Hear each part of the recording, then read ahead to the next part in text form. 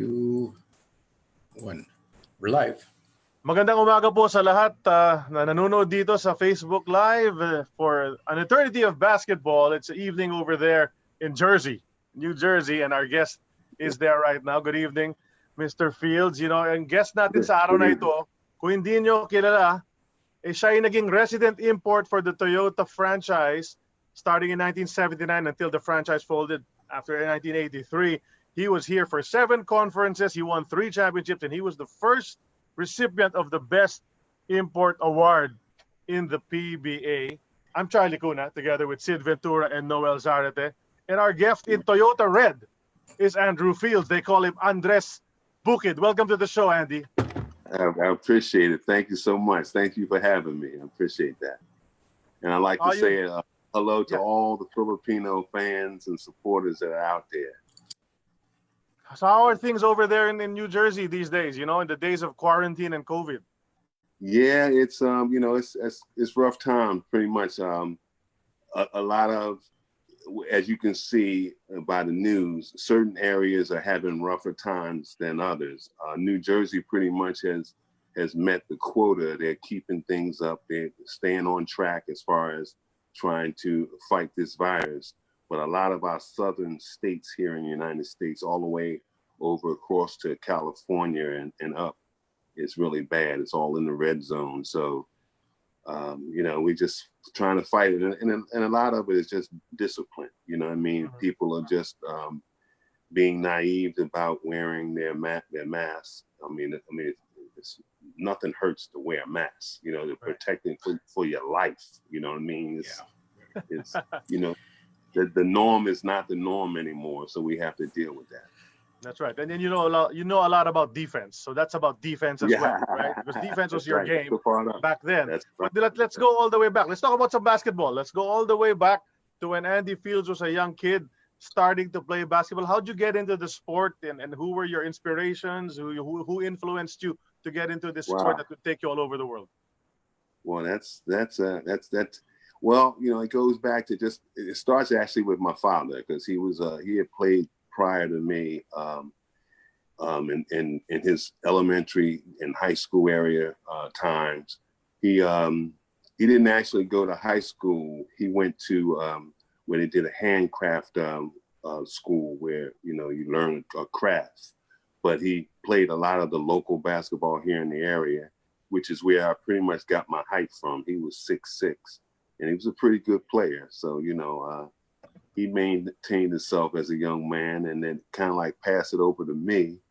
And I was just inspired just by, you know, just different players on the television, Connie Hawkins, Dr. J, you know, just different players that were inspirational and trying to enhance my game. So, and then I just, you know, one of the things I battled with as a youngster, though, in the beginning, was that I was born with a heart problem. I was born with a heart murmur, and so a lot of activities wasn't a part of my forte until after I had the open heart surgery and all. So that's actually when I started to excel, because it gave me the opportunity to play a year in high school. Actually, I played 2 years. I played as a sophomore, and then I played as a varsity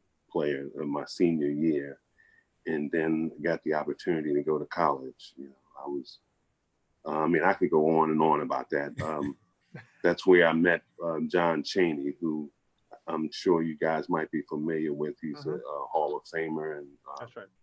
He started at Chaney, and he wound up at Temple, and became an Hall of Famer coach. And he actually was, along with Gene Hudgens. Gene Hudgens was a person who was a local superstar around here. He opened up gyms for us to play in as kids. So he introduced me to him. And then pretty much at that point, that's where my, you know, my career took off. I get to Chaney, and he really groomed me as a player and taught me a lot about the game, and we excelled as a team. We won a national championship in '78. We went back. That was the Division II national championship. We went back to '79. We had lost though. Then I got drafted in '79, and I was drafted second round to the Portland Trail Blazers, and was released from them after I had a sting with them in California, Los Angeles, and that's where Dante Severio picked me up, and he went. He actually put some money in the bank account for me and said, "Come on, you're coming to play in the Philippines." And I'm like, you know, I mean, a young man, just like, all right, well, I'm going where the flow goes, you know, and that's how I got introduced to coming to the Philippines to play. So that's how that worked. Yeah, Andy, I just wanted to ask, was basketball your only sport? Because you have you look like a quarterback when you were playing in the PBA with all your pinpoint passes. Was it just basketball, or did you try other sports as well? Well, I would have liked to play other sports, except for it was a lot of contact, and as I told you earlier, because of my my health situations back then when I was younger, I stayed away from contact sports such as football, but I would have loved to play quarterback, as you could see when I was throwing those outlet passes, or baseball, because I had a dear friend who used to actually, you know, when I had my open heart surgery, I was like quarantined for X amount of months because I couldn't have any infections. So his name was George DeGrossa. So he used to come over to my house. He taught me how to play chess. And before that, we used to always play baseball at the wall. I used to pitch to him or he pitched to me.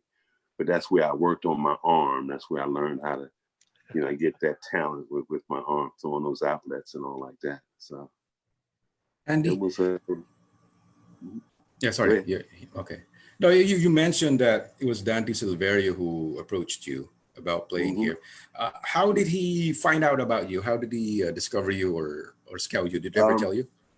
Well, actually, what happens is when I was drafted by them, you go out there to the team. What they do is they have what they call a mini camp, and then what happened is they select players from that camp to go down to what they called back then the LA League. And that's actually at the time, if you guys are familiar, I came out with Magic Johnson in 1979. So down there in the LA League, you had all these type of players that were down there playing with other teams, and we played. So it was like a showcased type of league.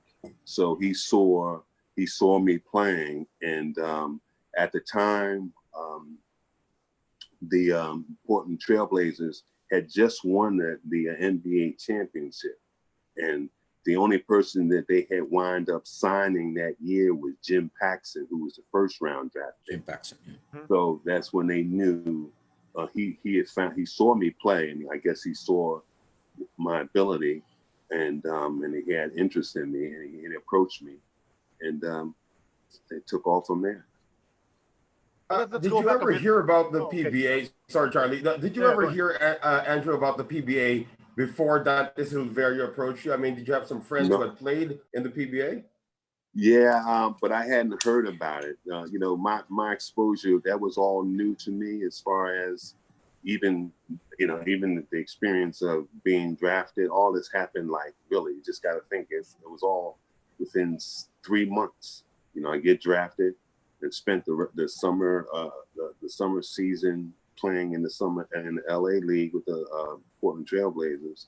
And then before I know it, here I am. I'm getting off of the plane and I'm landing in Manila, you know. And I mean, I was, what I've learned about myself is that I am adventurous, where I like to be, I can adapt to situations. A lot of people can't adapt to certain things. So it was something that it was a learning experience, but I got through that, you know. It was things that, you know, I mean, like you come in, you know, Philippines. I mean, I'm questioning, I'm calling my parents, asking, well, where's this? And they tell me it's in Asia. Because it wasn't like I came home and went back. It was just I took off right from LA to go there, to come and play with. Yeah, that's a similar story from the other imports that we talked to, Normal Black, Francois Wise. That's the same thing they said about the Philippines. But before we dive into your PBA career, and of course, I'm sure Noel and Sid have a bunch of questions about that 5-year stint. Let's go back to Cheney. And when you were in college, I mean, what kind of a situation was it there? How was the program? You know, and you mentioned Coach John Cheney and your other coaches there. What kind of a program did they have? What was your role on the team? Did you get to play against some guys who became superstars in the NBA in your career? You know, things like that. Let's go back to your stint in college. Well, like I said, it started with me, Gene Hudgens, who was a local legend around here in Atlantic City, New Jersey. He introduced me to Coach Cheney, John Cheney. And so when I get there, I'm a kid. I was a kid, pretty much a schoolyard. I played schoolyard basketball, so there was a lot of development that I still needed to learn to fine tune my game. So, of course, as my freshman year, you don't get the exposure. I mean, I was always a starter. I was good enough for every game there was, I was a starter. But what happens is you wait your turn to get the star role. So, and what happens is my freshman year, it was a learning process. We were a successful team. We was always a contender. We always won the Eastern Regionals. That was something that we did in my 4 years. And then my sophomore year, you're progressing. You're learning more. And a lot of that part of my somewhat career was a developmental stage where I was learning fundamentals of the game, and Coach Cheney was a strong influence to that because he was just that kind of person. He is all that. He's really who was what taught me the game. He taught me how to, in other words, he taught us all as a team that each and every one of us could have been out there to play either any position that we could have been out there to play. It wasn't not because we were fit for it. I wouldn't be able to play guard if it's someone that's capable, but he taught us all to know the game that well so that we could enhance the game. In other words, we weren't just because of ourselves being a forward or a center or whatever. But so, and then we were progressing, and then our junior year, we made a run for it, and we went 27-2, and we won the national championship, and I became MVP in that championship game, and pretty much my senior year it was my turn to kind of like to be the leader on our team, and we got back to the Final Four, but we fell short, So, and it was a little setback for me because I was really looking forward to trying to win back to back, But we couldn't do it. But it was a great experience. I wouldn't change it for the world because, it was the first time that you get to be away from home. Kind of like have your own, doing your own thing. Yeah. It was a good experience, good time. You weren't too far away though. I mean, you were in Pennsylvania, right? Exactly. Yeah. Exactly. A couple of hours. Yeah, and I had an aunt. I had family in Philadelphia, so that was somewhere where I could always jet to if I needed something, So it was a blessing to me because my senior year in high school, I won't call it pressured, but my family wanted me to be the first to go to college, and it was like I'll share an experience with you that's really personal to me that really changed my life, and this is for I normally don't expose myself this much, but it was my junior year. I was cut from the team, and in part to the fact that I didn't go to 3 practices in a row because I was still like, I was hanging out in the streets. You know, I had uncles that owned the Club Harlem here in Atlantic City. So I was having fun. I was a young kid, not, you know, still kind of enjoying life. And I'm sitting, and me and a few friends, we go to a little liquor store, pick up a bottle of beer and, you know, some cigarettes, a pack of cigarettes, and we go and sit on a playground not too far from the area. So I'm sitting there and I'm getting all of this, and I'm all that's going through my mind is that the things that my parents are telling me, my family's asking me to, you know, wanting me to go to college and all like that. And I'm sitting there with a bunch of friends, and then my good friends, but they weren't going nowhere. You know, they didn't have nothing. Nothing wasn't pushing them. And really, and God spoke to me. And I pretty much took my pack of cigarettes, balled them up, threw them in the gutter, left my bottle of beer there with them, and I walked off. And I told them, you know, I'm going to make this basketball team next year, which would have been my senior year in high school, and I'm going to, you know, make something of myself. And that's literally, I was touched by God right then and there, right then and there. Great story. Amazing. Yeah. Okay. Tell us, Andrew, Andy, what was it like growing up? You know, none of you're saying in your family, nobody had gone to college. You were the only one who was supposed to go to college. So I was my like brother in your did. youth? My brother followed behind me. I have a brother, Rory. He's 5 years younger than me, and he's probably my biggest fan through all of that. You know, he's been there in the Philippines with you guys as well, and he was inspired too, because that just gave him motivation to want to go to college as well, because he wound up going to Cheney after me, you know, several years after. So, and because he wanted to play for Coach Cheney as well, he saw the type of program that he was building there, and he you know, he followed in my shoes when it came to that part of it. But yeah, I was as far as the family, direct family, I was the first one to go, and everybody was excited about it, which made it all an exciting thing, because as we were being successful as a team, you know, I have family all over in Philly and New York. Anytime we play somewhere, they all, you know, come in there to see the game. So it was like I said, it was a good time. You know, I wouldn't change it for the world. Andy, I have a question for you about your brother, but before that, I'd just like to say that one of your former teammates is watching, Reno Salazar. Okay. And yeah, he says hi. Yeah, he'd like to say hi to Andres Bukid. Yeah, I think he's based in California right now. Okay.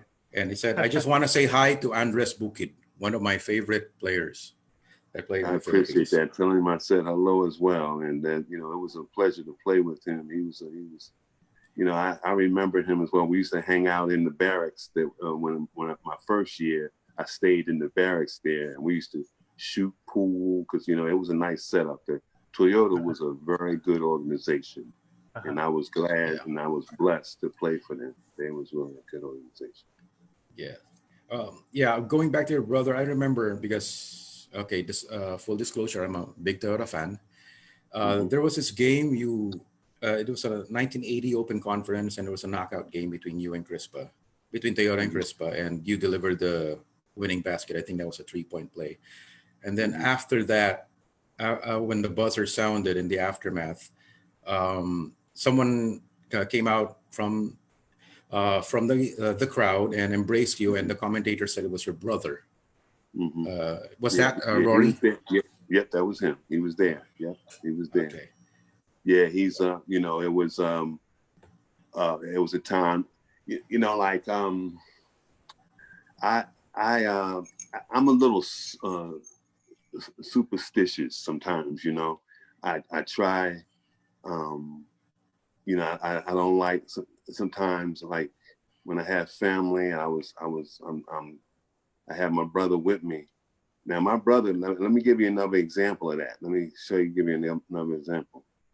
when when I was in college, to get us to the Final Four the year that we won our junior year, I also hit the winning basket in that game, and my family was up on. We were playing at the University of Yale, and the University of Yale. The place is huge, and they were up on the second level balcony. Now, after I hit this shot at the buzzer, no sooner than it goes through, he's down there on the floor lifting me up, and I'm going like, where in the heck did he come from? And from the story is that he had jumped from off of that second balcony down to the next level to run. Yeah, exactly. So when you speak of that, the same thing in Manila, that was the same type of rewarding feeling that I felt, because that was a time winning a championship. That was a revenge game for me. I was just telling my wife, to be Francine, about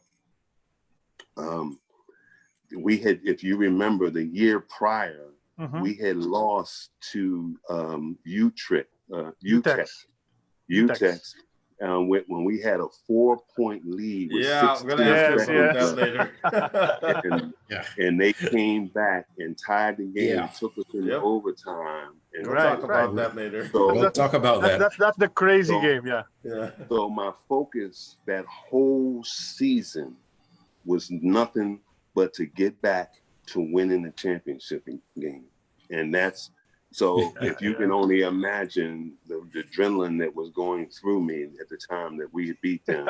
And when you're talking about that last buzzer play, that was when I get a rebound, offensive rebound, and I put it back up over James Hardy. James Hardy, right. And we wound up going on to win the game and winning the championship. So I remember pretty much everything to detail with stuff like that in my career. So. Well, I'm pretty sure you remember to detail as well the first time you landed in the Philippines. This was your first overseas trip. How old were you? 24? Yeah, 21. 21, yeah. Yep, exactly. And it was an experience too, man, because learning the country, like I said, I've after the Philippines, I've been everywhere, and the one thing is that I've been able to do was to adapt. You know what I mean? I'm never shy of learning something, and to learn you guys' culture, to learn the people. You know, I mean, there were things that we did. I mean, let me tell you something. Dante Zaverio was a good guy, and even my man was the guy that managed him after that. But I can't remember the name. Edo Campo or Fort Acuña? The manager. It was Pablo Carlos. Yeah, it was Carlos. That's exactly. They were both two great guys. I mean, they took us in Providence, and took us around, and exposed us to the country, and which was, I was even invited to a few of the cockfights. I don't know how legal that was back then. Oh, very legal. Still going. Still legal here, legal unfortunately. now. But it was. I mean, I have memories, man, that you can't even imagine. And Cebu, where Dante had his own island down there. I mean, like Lord. I've had a great time. And to play with the players that were there, they embraced me so well. I mean, Ramon, Sonny, Francis, Arnie Twalis, all those guys. They were just like, they brought me in like I was one of theirs. I was so thankful to be a part of something like that. Yeah, they were pretty good players too. Andy, but when you landed in the Philippines, this is your first time in a foreign country. You're on a plane for about 16 hours. 18 hours to get to Manila. Yeah, when you got to Manila, what was your impression? I mean, it's a hot country. There's no traffic rules. So what was your impression of the Philippines when you got here? It was all shocking, you know what I mean? But it was all shocking, but and it's, you know, I called it well, I called it a third world country at that time. You know, I mean, because like you said, but the process of learning, the process of like I said, the organization was so good at embracing me and showing me a welcoming time. And I have to also give credit to Bruce Sky King, because he was the other foreigner that I played with, who embraced me as well. They showed me around and showed me the ropes about things. So and may he rest in peace. But it was definitely, I was, you know, God had his hands on me, because, you know, he gave me an experience there that I would never, always, you know, keep with me. I suppose it was Bruce Sky King who you immediately bonded with. I mean, I think that's Exactly. automatic, right? If there's an import pair, it's the two imports who probably hang out together most and all of that. He had played for a couple of years. What did he tell you? You know, when you first got here, what did he say about the culture, the game, the referees, etc.? Yeah, I mean, he gave me an insight of things. He just told me what, you know, like, I mean, it was just good that he was a decent person, you know, because, you know, it's places that, I mean, you know, like, there are different players that even played there in Manila that did not reflect the decency. They, you know, I mean, as talented as they were, you know, they were out partying. They weren't representing themselves well. And I was just fortunate to be in that company where a person wasn't that way. Because I, you know, I would have to reject something like that if I would see it. You know, and Bruce was a decent person. He really showed me the ropes, showed me places to go to eat, showed me, you know, we weren't the partying type. We weren't trying to go out and you know, chase after women or go and get drunk or all that, where you see a lot of reflection of that in other players and stuff like that. And what I will say that it reflected on teams that would actually wind up being in the playoffs, playing in the championship games, because it was those quality imports, players that were there, that showed dignity, that really represented themselves well, that, you know, would always be in the final games playing for, you know, praying for the prize, you know. So but you mentioned Bruce took you around to the places where you want to eat. So where did you and Bruce used to hang out a lot when you were in the Philippines? It was that, what was that? What it was called, the Continental. That was the Continental Hotel. The hotel? Yeah, that hotel. Yeah, Yeah, we used to go there. Well, it closed down though. Yeah, I'm sure recently. it did by now. Yeah, I'm sure right now. And other places that I can't remember, but offhand. But that was one that sticks with me. The Pancake House for breakfast. Oh yeah. Oh it's yeah. Still around. It's still around. I used to. I mean, just it's so crazy about that, because back then I could probably eat about 8 pancakes. Now I can't get. You know, I mean, I guess IHOP has nothing on Pancake House. IHOP has nothing on Pancake House. Pancake House is the best. Yeah. Oh yeah. Yeah. So it was places like that you know, it was good times, you know, to sit and socialize and, you know, run into the different players back and forth. How soon did you realize, Andy, that because of course you went to your first practice and then you met the local players, as you mentioned, Juan Fernandez, Sonny Jaworski, who are some of the best in Philippine basketball history. How soon did you realize, hey Bruce, we've got a good bunch of locals here? I mean, you know, there's a great bunch of talented guys here. Well, that kind of stuff was automatic. That was you know, you could see talent, you can recognize quality players, and right from the bat, you know, especially when they can come and tell you what they would expect of you, you know, for me to do or something like that, which was, you know, that leadership came from Sonny. He was really a good point guard, and it was, you know, you could see the talent, you know, and then of course when we were in competition, you know, you see other talents that, you know, I would never think especially in the Filipinos, you know, to have that kind of talent, you know, and I think that it's a good thing because, you know, we as Americans think that basketball is such a American sport, and that other nationalities, you could maybe say, can't learn it as well. You know what I mean, or can't play it as well as we do. But of course, in due time, as you can see through the Olympics and at times when America lost and all like that, you can see the progress that the rest of the world was making. So that's how, you know, I've been around. When you were with Toyota the first time, I mean, you're this young kid. Who among the locals? There was another young kid on that team who had also joined Toyota for the first time. His name is Arnie Tuadlis. He was a rookie at the time. Who did you bond with immediately among the locals when you joined Toyota for the first time in '79? Well, the guys that would stand, like just like you said, Salazar, he stayed in the barracks that first time. Arnie was in the barracks at the time, and golly, I can't remember his name.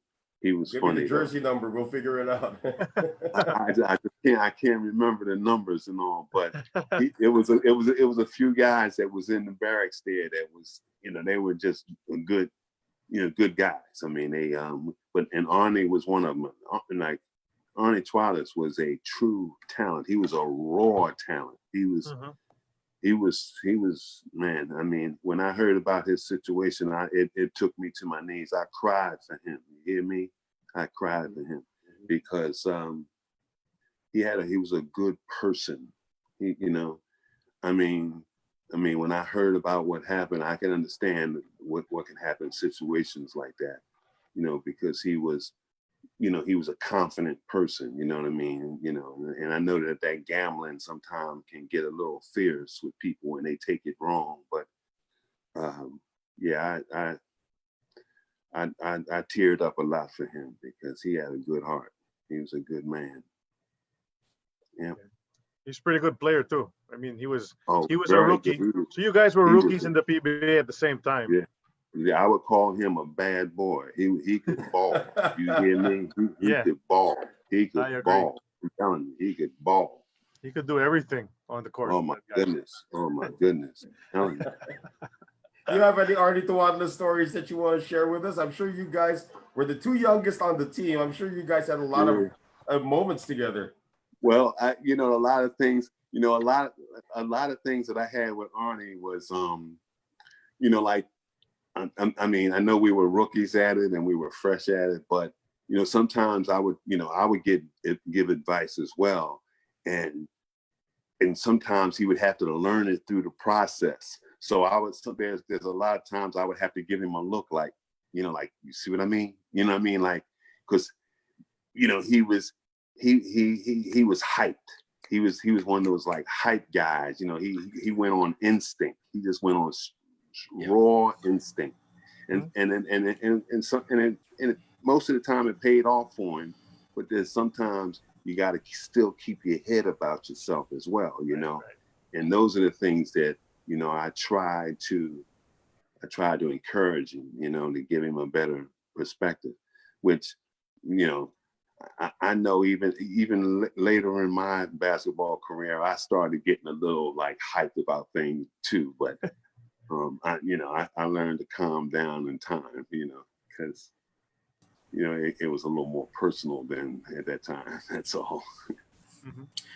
Could you tell us about your first game, if you remember what happened the first time you took the floor with Toyota in 1979? Actually, smoking was still allowed in Araneta. Yeah, actually, I don't think I had played too well, to be honest with you, because Bruce had a lot of the action at that time. I think that they started him, and he was in rhythm. He knew the whole gambit of things, how the game was played and how the guys were playing. And I mean, I probably played fair, had a good, decent game, but I learned how to progress with adapting to the players and the styles on how they played. That was the secret for me, to learn to expect from them. And like when you talk about me throwing that outlet pass, I guess when them guys started understanding, because I used to tell them, go, like when I would get a rebound, go. They didn't have that concept to understand that for a while, until they started going, and I started throwing it to them, and they started like, oh, well, this works. Okay. And all of them would be out there doing it, from Twilis to Anais to Sonny, and all of them would be going, so it worked out well, where they just started seeing the talents that I have had and what they could benefit from, what I'm capable of doing as well, so, and it slowly but surely, no discredit to Bruce, but I was progressing. I started getting better at adapting to the situation, and I, pretty much became a starter there, and just started taking off from there. And the guys were just, like I said, they embraced me. 1979 Yeah. was your first year, but so no championship. No, you did win the championship in invitational championship, and you played against Crispa, Bernard Harris and Irv Chapman, the two imports for Crispa. Bernard Harris was lighting it up. He was the main guy. Irv Chapman, not so much, but Bernard Harris was so great. But how did you? Because this Crispa Toyota thing had been going on for a few years already here in the Philippines. It was the greatest rivalry perhaps in Philippine sports. It's like a Celtics-Lakers kind of thing. And so obviously they told you about it, but you weren't part of it before that. But I'm pretty sure you quickly embraced the fact that, hey, this is the enemy. These guys in green. These guys are the enemy. So can you tell us about that dynamic for you? I mean, a new guy comes in and they're telling you, hey, those are our worst enemies. You better play your best. We have to beat these guys, and you had to condition your mind. Yeah, well, that was I would credit that to Dante Severio, because he at times he would talk to me. He says, all right, these are our enemies. This is why, he would, and he would use finesse in saying it to me, because he would say to me, this is why I brought you over. You know what I'm saying? In other words, it was his way of encouraging me to play my best to beat them. And, and I was like, okay, so there was, I picked up on the rivalry right from the door. That was a given. But, when you're out there, it's those guys were just as tough. I mean, they had a good, Ate Cole, all those guys, they had some heck of a ball players that were just as well matched with our players as well. So it was, you could see that it really came down to sometimes the differences between the imports and things like that, because a lot of the Filipinos were equally matched, you know what I mean? So sometimes it did take for the imports to stand out a little more than the other, to make the difference. So yeah. What was it like during your first Crispa Toyota game? Araneta Coliseum is full, and you know that you're right in front of the enemy. How did you feel? Were you nervous? Were you determined? And then when the game started, how did the atmosphere feel for you? Well, I mean, nerves sometimes is good for you, as long as you can know how to handle it, because it really, to me, nerves is what focuses you. You know what I'm saying? You have to, if you're not nervous for anything that you do in competition, then you're not ready to do battle, for whatever the case may be. Because to me, it brought focus to me, because it just made me know that, all right, then I got to go out here and deal with it. But like you said, first of all, I was just overwhelmed at the fact that here I am in the Araneta Coliseum. It had 25,000 people. It was the same place where Muhammad Ali and Joe Frazier fought. Mm-hmm. Here I am, and the fact that, and actually, to tell you the truth, it was no air conditioning. It was. Right. It There wasn't was. working You didn't feel it though. because everybody in there was smoking cigarettes, and there was like a puff of cloud everywhere. Right. So you would have to really have yourself in good shape and be in good focus to get through that, because it was a hot tub in there. You playing and you sweating, you balling. So, but I never I don't get intimidated by crowds, because one of the things that I did learn, and that's pretty much in college, that I credit to Coach Chaney, was that he always told us not to focus into the crowd. People screaming at you, things like that. And even in some cases people can throw something to you. Don't get caught up into it. So, a lot of my experiences from college and playing in big gyms have prepared me for something like that, to be able to overcome, those kind of situations. So it wasn't never a problem for me. I mean, I always kept it within the frame of the court and just played the game. Charlie likes to ask this question a lot. I think you're going to ask the question anyway, Charlie. Who welcomed you to the PBA? Who gave you your first major league hit when you entered as a 21, 22-year-old in the PBA? Why you say that? I'm sure there are a lot of people who want to send a message to the import. Hey, there's this young kid. He's the import of Toyota. We got to send him a message. Well, I mean, listen, I think I held my own, to be honest. And the thing, there's a lot of people who were talented imports that were there. But I think that in time, I demonstrated to them what kind of player I was. And it wasn't like it didn't have to be dirty. It didn't have to be because I was throwing elbows. It didn't have to be because I'm going to talk to you, point my finger at you. I tried to demonstrate it by example. Mm-hmm. And I think that even when guys might even have tried to intimidate me in any way, then I would just, okay, it would be just that I would have to just show them by playing the game the way I know how to play. Right. So, and I think that that's how you gain the respect.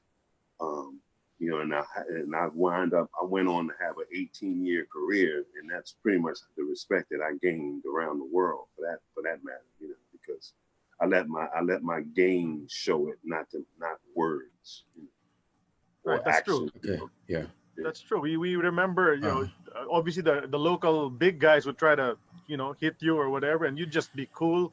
You just block their shot on the next play. That's what you would do, right? Well, I mean, that's all a part of it, and that's how you gain the respect. And I've had incidents in other parts of the world that I've played where someone would react, and I would just buckle down and just show them the game. Show them my game, show how well I can play at it. So, and it's not to brag about anything. It's just that I know where my limitations of my game can go when I want to go there. So, it's like waking up a lion. You know what I mean? Well, you're not, now you woke me up. You know what I'm saying? Yeah, so yeah. So it's that kind of thing. So. Sid, you have some. And I just wanted to talk about one of your other teammates on Toyota. He was our guest last time, Mon Fernandez. Mm-hmm. Eventually he went on to win 4 MVPs, and he retired as the all-time leader in scoring and in rebounds and block shots. He won 19 championships. Mm-hmm. What was your first impression when you first teamed up with him? And after playing with him for 5 seasons, when you finally left, did you think back then that, oh, this guy's gonna be one of the all-time greats? Yeah, when you pretty much just started running off his statistics, I wasn't surprised, because Ramon. I left there talking about Ramon. Ramon could have probably going anywhere else in the world and played and been a part of a team. That's just how talented he was, as far as speaking of him specifically, because he just had good skills and he knew how to use them. Like I spoke to you about when I broke into y'all interview with him last week about his elbows. He knew how to use that to lure off people, which gave him the space to take his shot or make a move to the basket. And as far as my relationship with him, it was, we right from the door, we hit off very well, because what he could see, first of all, me as a player, I knew the talent that I had around me. So I wasn't trying to be I wasn't trying to take over the show by trying to score X amount of points every night, because I knew that, heck, he could do this, Ramon could do that, Sonny could do this, Francis could do this. I wasn't there to try to take that away from them. I was just there to enhance their abilities even more.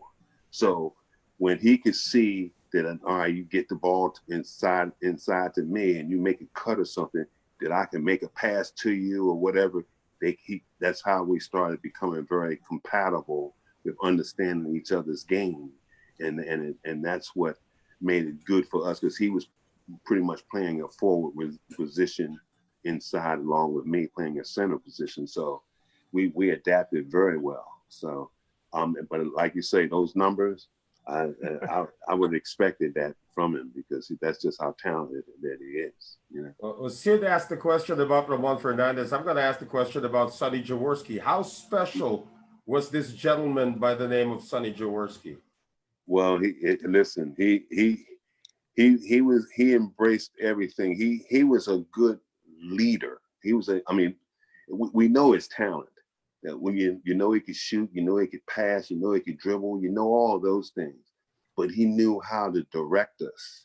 And that was one of the things that made, even without me there, even for them being successful with the all Filipino league, he knew how to direct. And that's probably what kept him playing the game as long as he did, because he loved organization. He knew how to organize. And let me let me tell you something. I got to share this with you, and this is going to get you guys to probably fall to your knees on this one, right? Okay. So because I'm oblivious to all of it, because we all know about the black market situation that was happening in the Philippines. So one time, Sonny has the ball out there at the top of the key or around in that area, and I don't know, it might have been Abby, or it probably was Abby or Ramon. They were like huddling underneath of the basket, asking for the ball, like, hit me, pass the ball. And the referee was on the baseline, like all bent down in the position, looking in the zone area, in the middle of the court, right? And the guy asked for the ball and Sonny took it and threw one of them baseball passes. And I think it was Abby, and they just moved out the way, and the ball smashed the referee because he was cheating. he was calling bad calls on us. And so, like I said, I'm out there dumbfounded because I'm not understanding what was going on. So, and the guy moved out the way, and the ball smashed the referee in the face, and he must have fell to the floor. And they was like, "Oh yeah," like in other words, we know what you're doing. They was telling them. They was like, "Oh yeah, yeah." You're sending a message, huh? Yeah, they were sending the message big time. They were sending the message big time. But I was so dumbfounded to it because I was like, man, when we catch the ball and make the layup, they was like, oh no, we'll give that one up. That was funny. I'm telling you. That's a crazy story. Yeah. But we do have at this point. I'm sorry, Charlie. Go ahead. Yeah. No, I was gonna say though, the guy probably deserved it anyway, huh? Yeah, right. Well, I'm telling you that because they knew something. It was between them, the guys. You know what I mean? And and it's funny because I did, being there, I know that I knew that it existed, but no one had never came and approached me about that because I just never would play the game for that purpose. And I guess that they just knew better. You know what I mean? So, but when they saw a referee out there doing some dirty stuff, boy, they knew how to get to him. Well, Andy, at this point, Sid has prepared a few photographs for us to take you even further back in time. I think Sid's got some photos he wants to show you, and probably just show you a few photos. Maybe you remember something when you see them. Oh, you know who's watching us right now? There's the famous baseball pass. You know who's watching now? Bernie Fabiosa, one of the Crispa guys, is actually watching. Yeah, Fabiosa. Yeah, tell him I said hi, please. Oh yeah, I remember. Oh yeah. Yeah, this was, I think, 1980 when there was an invitational conference, and two guest teams. This one was, I think, Adidas Rubber World of France, if I remember correctly. Yeah. When it was like when those guys knew I could start throwing that, everybody was racing. They would be out. Whoever would get out first would be ready to get out there first. You know, for me to throw that pass to them. And it was so easy for you to throw that pass. I mean, you've got huge hands, Mr. Fields. I've been looking at your hands in front of you now as we're talking to you. And you got those Dr. J hands. Yeah, I was, they've been good to me. I'm having a wrist problem right now, but and I've always had good hands, good reaction. If someone throw the ball to me, I was fortunate with that. Look at Roland Fernandez in the shot. He said, "All right, who's he gonna hit? Is it gonna be Florencio or is he gonna be up nice?" You had lots of targets. You were lucky that there was a bunch of guys, thoroughbreds on your team that could really go up there, up ahead and get those, catch them and make the shot too. That's right. Now the thing about it is like now that same type of pass was easier for me to throw it to someone like Toiles more so than Francis, because it would have to be almost perfect for Francis or Sonny, because they weren't as tall enough to, to extend themselves if I had. But if it was Toiles out there, it was money every time, because I just knew that he could outreach someone. But I mean, I was successful in all ways, but it was just that Toiles was a bigger target for me to throw it to. Judging by your facial expression, this was a pass to our nice, because you had to throw it correctly. But yeah, generally this is the way fast breaks were run back in the day, though. Outlet passes, baseball passes. Today, when a big guy gets a rebound and gives it off to the point guard, and then they run down the court. Yeah, sometimes but back the big then guy doesn't give it up anymore now. The big guy just runs it down. Yeah, well, that's, Magic Johnson changed that. He changed that. How was it to play against these foreign teams in the invitationals, Andy? I mean, of course, even if you were an import, it's like you were playing for the Philippines against these foreign teams, right? You were like a Filipino playing it. So that was the attitude, I suppose. How was it to play against these foreign guys? Well, it was good, because it gave me, it's like, how can I share it with you? When I'm here locally, where I'm at here, when I was born and raised here in Atlantic City, when you're playing with the same guys that every time you have pickups, you're playing the same guys, you pretty much get adapted to being able to play them. You know what I mean? So it's not, you can anticipate what they do. It's when you plan, when I would go to Philly to play, or I go to Maryland to play, you don't know these players. These are all new to you, so you don't know how they react. So that's kind of like was the good thing about when we were playing other foreign teams, that it gave you a sense of trying to be alert and get focused on how a person plays, because it'll be the unexpected that will get to you. You know what I mean? Until you get adapted.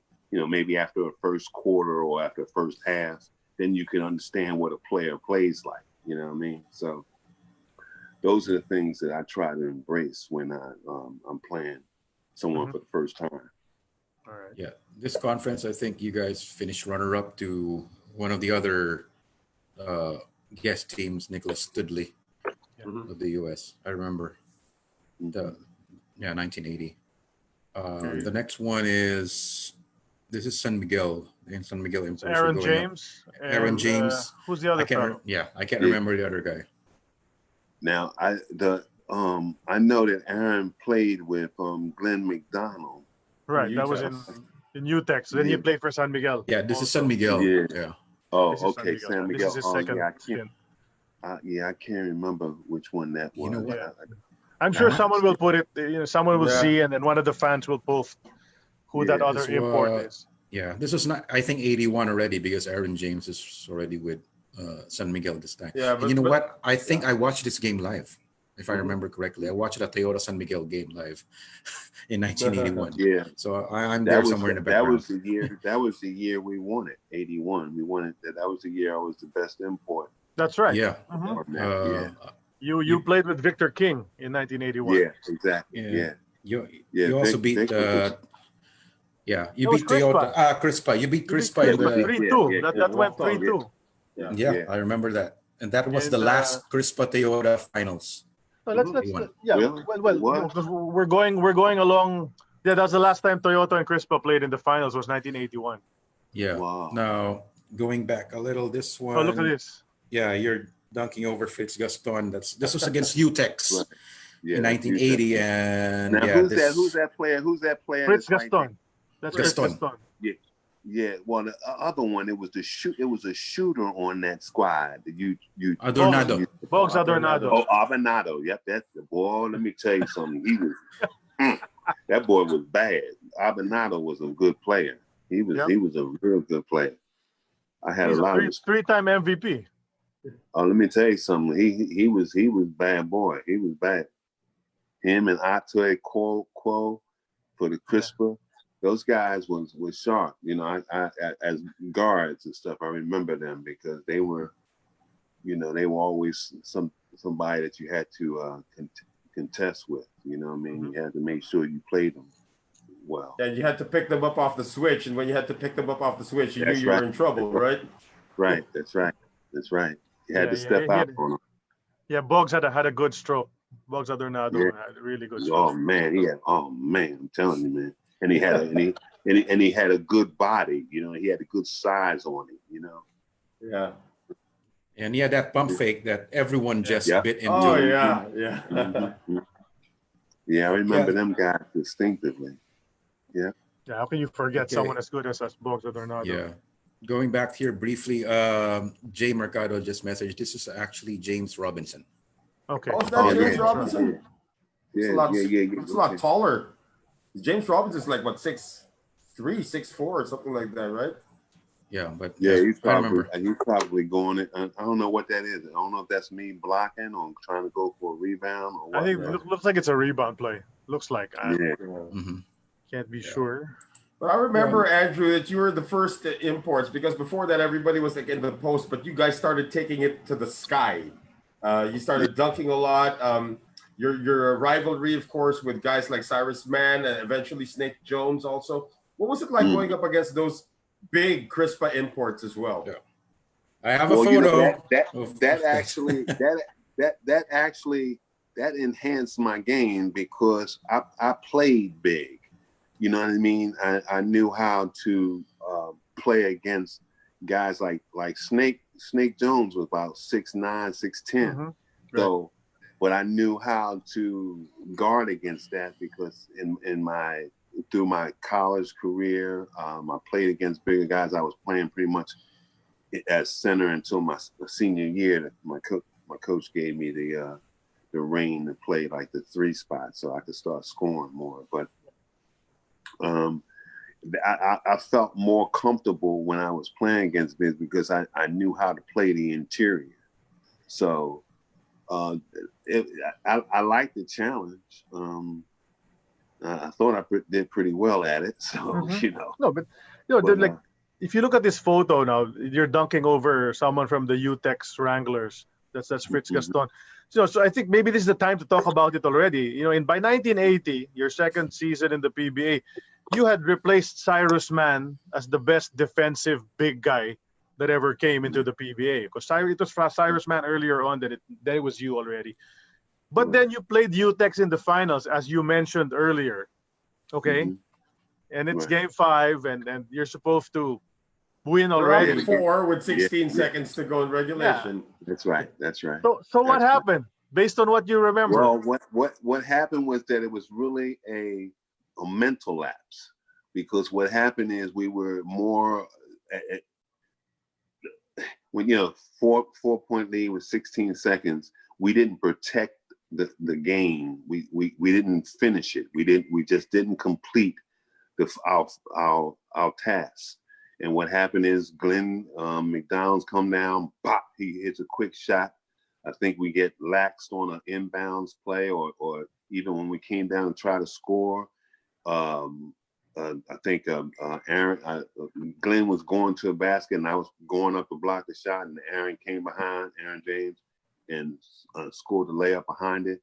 And next thing you know, we go into overtime, and then we lose the game in overtime. But let me tell you something, that stayed with me until we won it. I mean, I that was the worst loss in my entire career.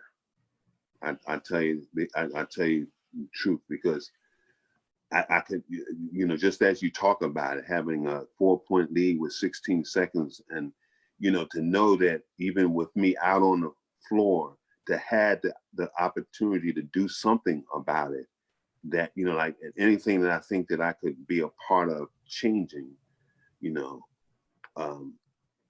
but I couldn't do it. I mean, it was like I just couldn't gather us to finish it up. You know what I mean? Yeah. So it was a hard loss. Yeah, Andrew, during this game, we heard a story from one of our former guests that after the turnover, the pass that was intercepted by Glenn McDonald, Francis Arnaiz was the first one down, and he gave up the foul to put McDonald on the line to send it into overtime. We were told the story that you were telling Francis to don't chase him down. I got him. I'm gonna block him. Yeah, that was the truth. Yeah, that was the truth. That was the truth. And actually that's I was hoping that would be the case, because I know that I knew Glenn's game pretty much. I mean, how he would go to the basket, and I mean, you can't be sure of nothing, but I think that if he'd have let him go in there for the layup, I think I'd maybe swipe it away. And that's all we just needed at that point, right then and there, just for me to swipe it, keep it in play, and get the ball, and then they'll have to foul us at that point. You know what I'm saying? But it just didn't go that way. Francis, and it's no blame to anyone. I mean, but I tell you what, I was proud of our guys, because, like I said, the next year coming back, that was all that was our focus, was to win that championship. And I have a magazine. What is it? The sport magazine. What is it called? Sports Weekly. Sports Weekly. Yeah. Sports Weekly. The Champ. Yeah. Where, if you remember, that was the year. The following year was the year I was Best Import. And then in there it said all work and no play. I keep that because that was the focus that I had. That couldn't have been said any better. You know what I mean? Because that's how much that meant to me for us to come back and to win that championship the following year. Yeah. Well, here it is. This is you getting the first ever actually Best Import citation from the PBA. This is after you guys beat Crispa.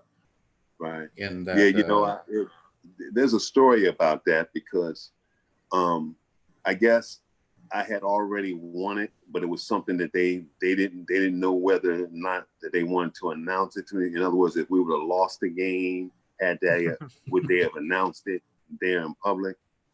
And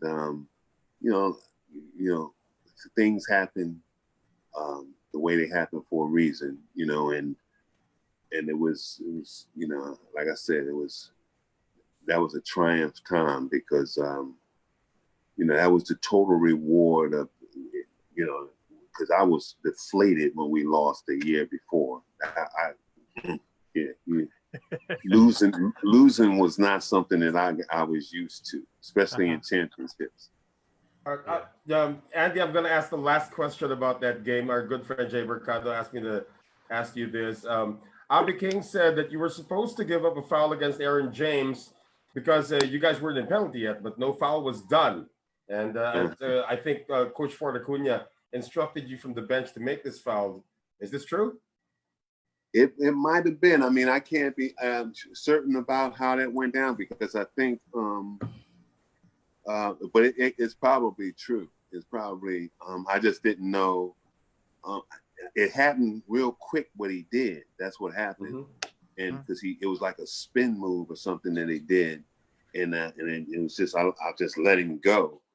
And it just, it turned out that way. But yeah. Oh, that's breaks. Yep. Yeah, right. Exactly. That's how it goes. Here he is. That's Sky King. That's my man. Man, let me tell you something. When I heard about his situation, I was very close to his family, and he was heading over to Europe to play. He was going to be playing in Italy, and he was working out, trying to get his body in the best shape that he could be, to play.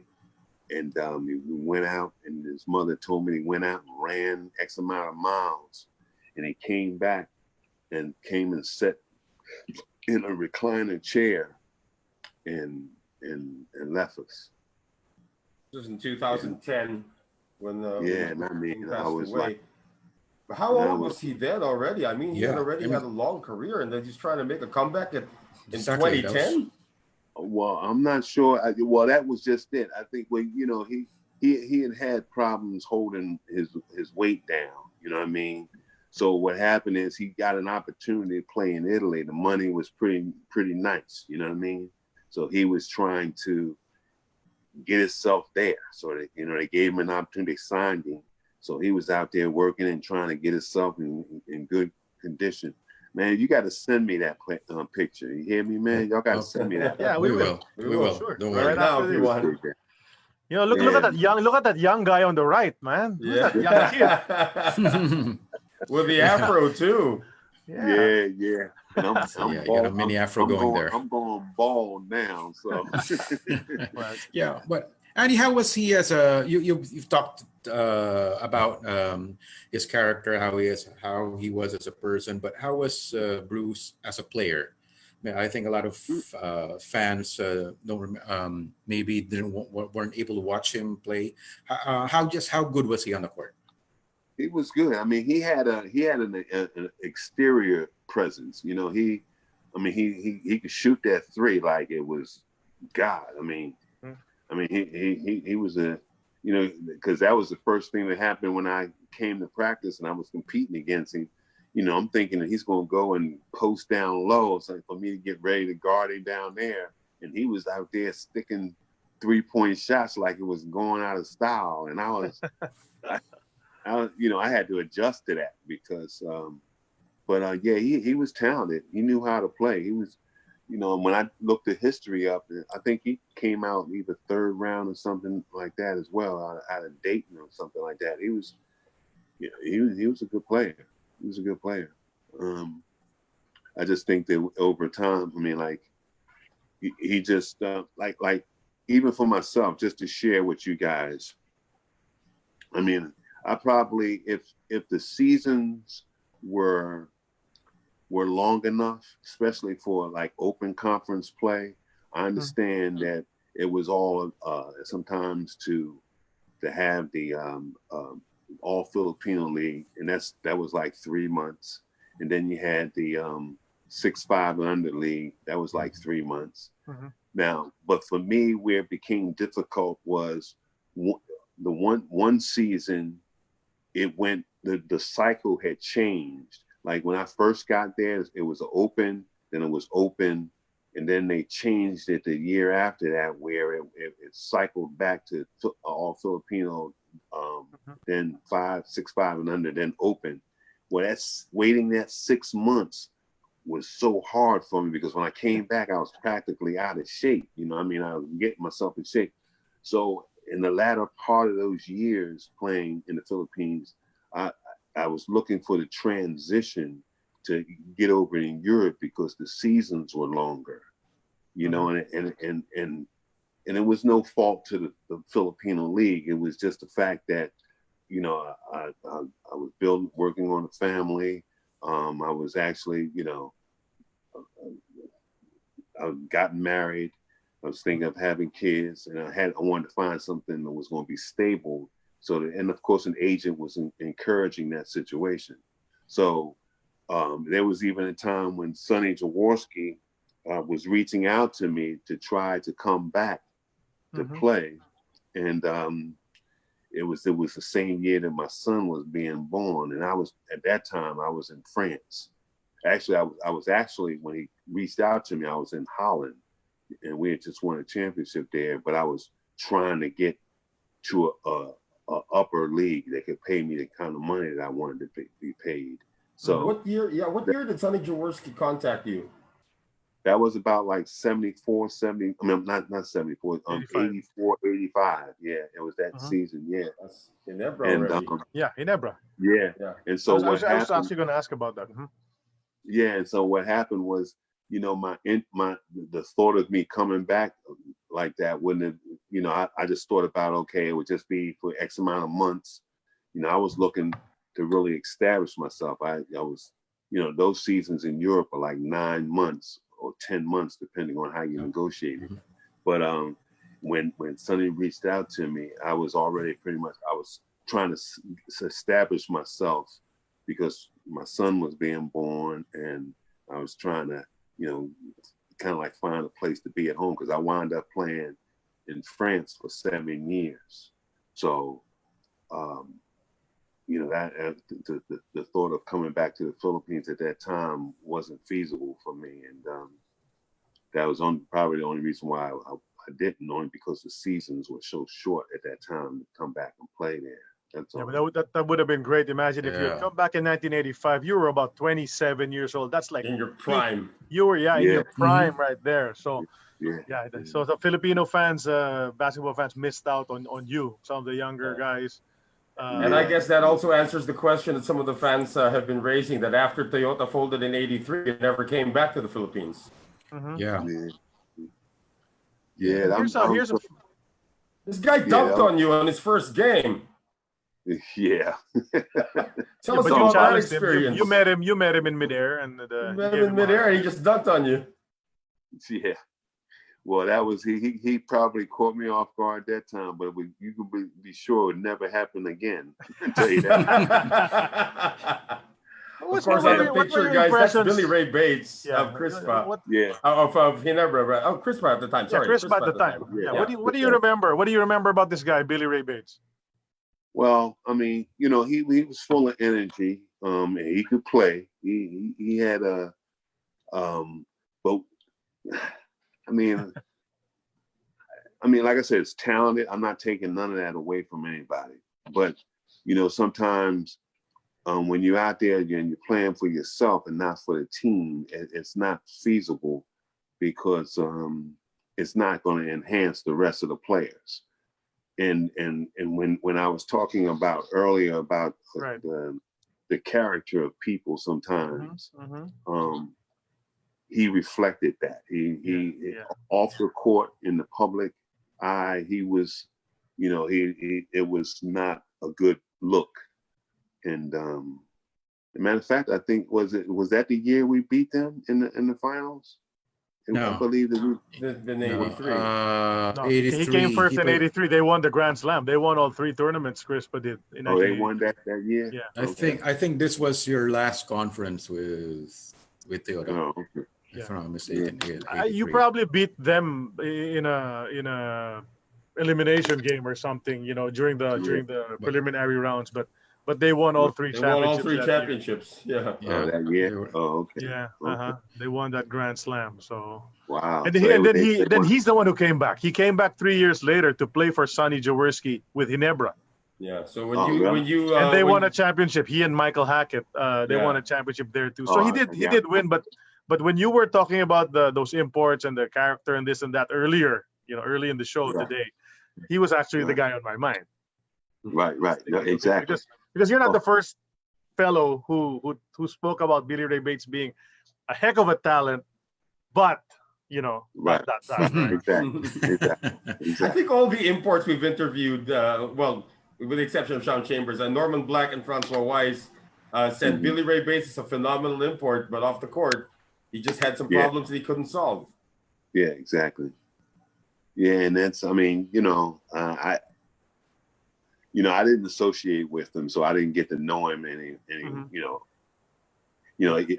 I didn't even run into him even in travel, but most of the times, all Americans are going back at the same time, something like that. But I never encountered that with him, and really never ran into him ever again after that, at that stint. Well, he had come back to the Philippines in a different capacity later on. This is Snake Jones. Yeah, it says Snake Jones on his jersey. Yeah. It doesn't just say Jones; it says Snake Jones. Yeah. Snake Jones. Yeah. And you got him. What are your memories about going up against this guy? He was also one of the premier imports, late 70s, early 80s. Well, I mean, Snake was a good player. He was a solid player. I enjoyed playing him every time we in competition. I mean, I like that. I don't run from wanting to play against competition. I like challenges, whether I get the best of it or not. I just like playing against someone that's going to either give me an experience so that I can improve my game. And he had that and he was a left-hander, which was odd too, because it made me have to adjust to that type of player on defensively. So, I learned a lot from him as far as in competition. So I enjoyed playing against him, and I don't know how it worked with him as far as what he did afterwards, because I never ran into him anywhere else. I don't know how old he was at that time, but he last played in the Philippines in '84. That's he actually retired by hanging his sneakers on the ring. So some kind of a ceremony to commemorate. He had a lot of flair. Snake Jones had a lot of flair. He used to wear those hats and those colorful shirts. But Snake, Snake had the chance to play with the top three teams, people would say at the time, Toyota-Crispa and UTEX. So he got to play for all three. So at this time, he was with Crispa already. And look at you. And I think this picture is really just amazing. Shows the fans, those who didn't get to see Andy play, how he could really protect that rim. I mean, look at that. I mean, your head was above the bottom of the backboard already.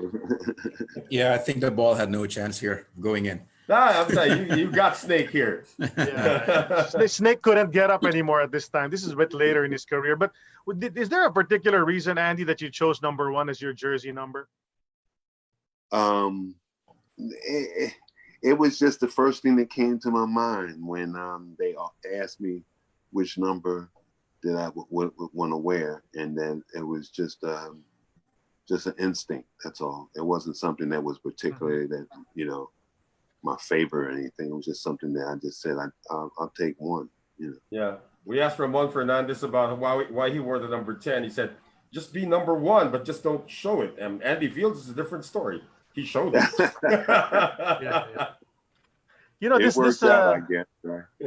This tournament, when Snake Jones was playing for Crispa, he had a partner named James Hardy. You mentioned him earlier, and Crispa recruited James Hardy precisely to match up against you. And so and I think they talked about it at the time. They said, we found somebody to try to match up against Andy Fields, and and you probably knew that. How did you take that? Was it a challenge for you to prove to them that, hey, you can try to get anyone, but I'm still Andy Fields? Yeah, well, like I'm not the type of person that or player that has a chip on my shoulder, or I try to just go out there to perform the game the way I know and at the best that I can do it. And if if it's because other organizations or teams want to find somebody to match up against me or whomever, so be it. But I don't find it. I'm not intimidated by it, or I don't even. I really try. I never try to think about it because I just try to bring my A game every time I'm out there on the floor and just leave it that way. Just leave it out on the floor. You know. Yeah, So, at this point, this is not after this is I think 1981 or 82. You became the yardstick already for the big import. Already, they're trying to get people who can score and defend, and you did both really well. My question to you is: growing up, did you ever see yourself as a defensive player? I know you used to score a lot when you were in college, but when did you develop this knack for being a great defender? well, you know, when you asked me earlier about different players that what encouraged me as a player when I was a kid, one of the players that I didn't mention was Bill Russell. There you go. And one of the things is that not that I pursued my game to think that I was just going to be a defensive player to go and block shots all the time, but it was something that I admired how a defensive player could actually control a game. And you know, that was truly, you know, he was a true example of how guarding the basket could win championships. And I picked that up when I was in college more so because I did play like the big man in college, and I became a shot blocker when I was in college. So that's where I picked up a lot of those skills with that. So, but you know, and I was able to just carry that over into my professional career, and it worked out for me. So you know, and I'm pretty good at timing, you know, persistence of, you know, knowing like when someone's going to the basket, where they're, like when you look at that particular shot. In other words, I'm not going after the ball. I'm just going at the angle in which where he thinks he could put the ball to score. You know what I mean? So those are the type of skills that I built defensively to become a good defensive player like that. So, well, Andy, you still hold the PBA record for most blocks in a single game with 13. No one's ever come close to it. You still hold that record. Yep. Yeah. Wow. So the record's been around for a while now. Yeah. Yeah. What's that? Almost 40 years. It's like a generation already. No one still topped it. Although, I think a local, you know, you didn't play against this guy anymore, named Jerry Cordillera. He came very close. I think at 11 in one game, but that was the closest. Yeah, but you still have the record. It's funny you mentioned Bill Russell just now because I was looking at that picture of you and Snake Jones, and Snake Jones went to the same school as Bill Russell. He's a lefty like Bill Russell, and they're about the same height. University San Francisco, lefty. You know. Yeah, that's right. I was just thinking about Bill Russell, and all of a sudden you mentioned him. But you know, so 1981, there you are. You got your revenge. I mean, no, but you were able to get that championship after losing in 1980. Was it against UTEX though? It was against Crispa. Yeah, it was against Crispa. Might have been sweeter, you know, because it's against Crispa, right? Right. And well, I think we had beaten them prior to Crispa. I'm not sure how that went. I'm not sure if Crispa beat them. Well, I can't remember how that went down, but I do remember that I because I did want to get back to the UTEX. I did want to beat them. And the thing is, Glenn McDonald was the coach already at the time, right? Yeah, right, exactly. They weren't good enough to make it back to the finals, so that's not your problem anymore. That was their problem. They didn't make it back to the finals. It's so funny because Glenn McDonald had just befriended me for Facebook just recently. Yeah, because he wound up. Actually today he just befriended me. But what happened was he was coaching in Long Beach State for years. Yeah. He went there. Yes. His whole family, him and his wife, both was working for that university. So he's retired now, 2 years, and his wife is still working, but that's his just make another year. That's his alma mater. Yeah. Yeah, We'd Yeah. love to have Glenn here. We'll talk to you about that personally, privately later on. But we'd love to have Glenn here because Sid and I are Celtic fans. Charlie's a Laker fan. yeah, But yeah. Well, Glenn was a good guy. I mean, those are people that I kind of hung out with. Him, Aaron James. Those were the kind of people that you would go out and hang out with them because that was good character. They knew how to, Yeah, and handle it. pretty good players too. You know, those guys were both NBA vets. Aaron James could shoot. They used to call him for the Utah Jazz. They used to call him parking lot because he could hit it from the parking lot, right? Yeah. Oh yeah, Aaron was a good man. Aaron was a cool guy too. I'm telling you, he was. Yeah, with a nice and beard those and kinds everything. of things, to hear those stories from them, because Glenn won a championship with the Right. Celtics. Mm-hmm. yeah. So I mean, those stories, man, were just just eye openers. You bubble out when you hear them stories. Not only did Glenn win a championship, he was an integral part of that third overtime against Phoenix. That's right. He scored that. Yep. That's Mm-hmm. right. He had a couple of baskets over there. But okay, so 1982, you're back. It's the Open Conference yet again. And your partner now is this young guy who can jump out of the gym. His name's Donnie Ray Coons. Yeah. Mm-hmm. Right? So and you won the championship again. So apparently you have to have a partner with a letter K. Right. Because you got King, and Coons.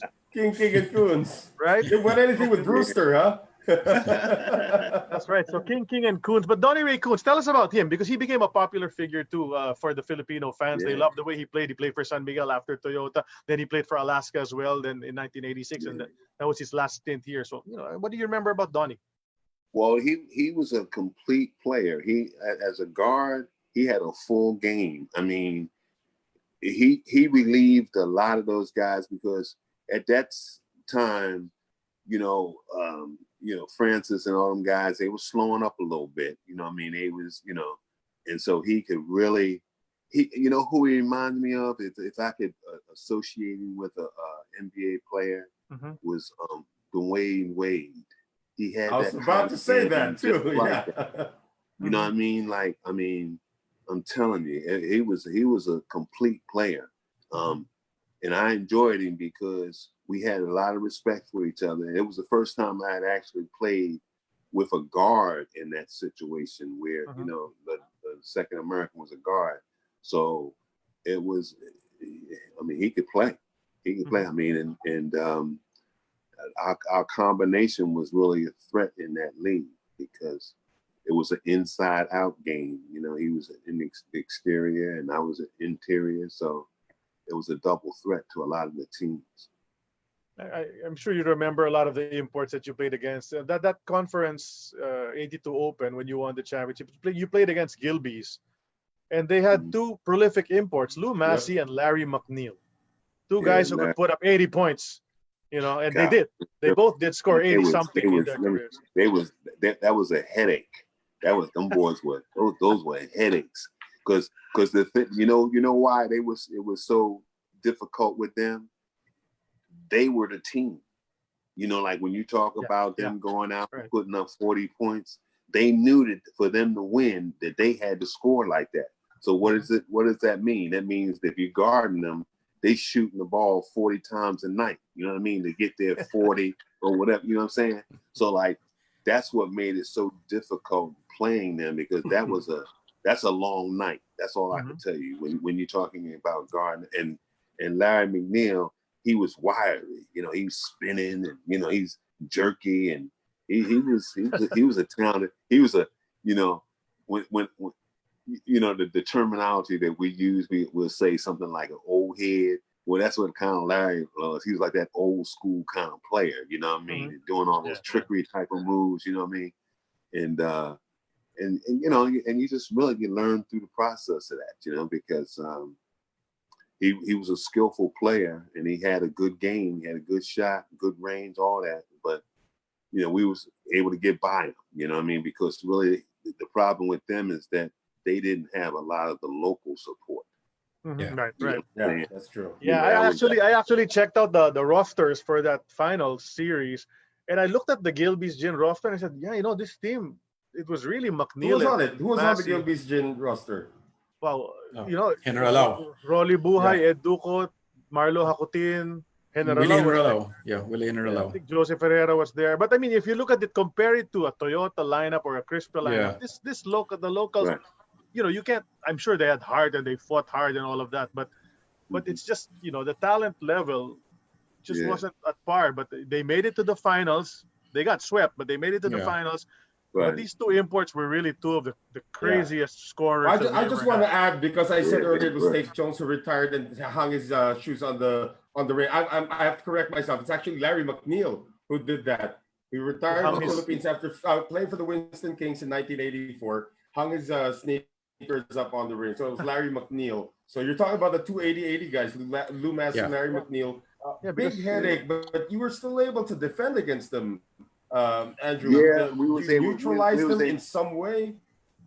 Yeah, well, the thing about that is that you just, if you know, hey, he's dropped 40 on me, so you know, but he had to put the ball up probably about 40 times. You know what I mean? It wasn't like he was 20 for 20 or anything like that. So it's just that you just make sure that he doesn't put 60. You know what I'm saying? Because like I said, it wasn't like they had the other support that, you know, the local support that they needed to win games. So as long as you could, and Massey was just as, I mean, like, when I start thinking about them guys, I'm surprised that in some cases that we got by them. You know what I mean? Because they could have went out there and, jeez, I mean, man, I tell you, they was a nightmare. I mean, we beat them, but yeah. Tell the fans, Andrew, of your recollection of Lou Massey, because my recollection as a young kid is he looked like a tank. This guy looked like a tank. So what was it like going up against him in the post? He likes to post up too at 6'5".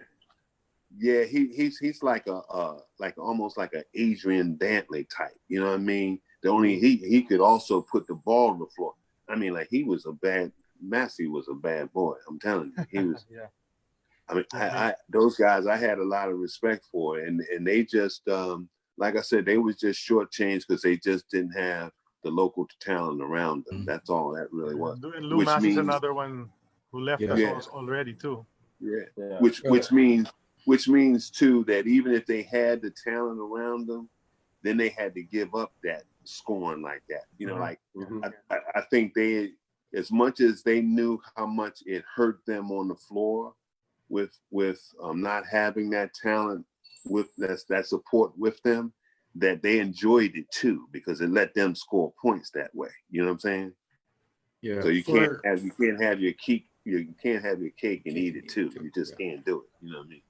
Yeah. For the record, Larry McNeil's all-time record is 88 points, while Lou Massey scored 85 points. Of course, they didn't do it in the same game. Not in the same game, but those were their personal highs during their PBA stints. So.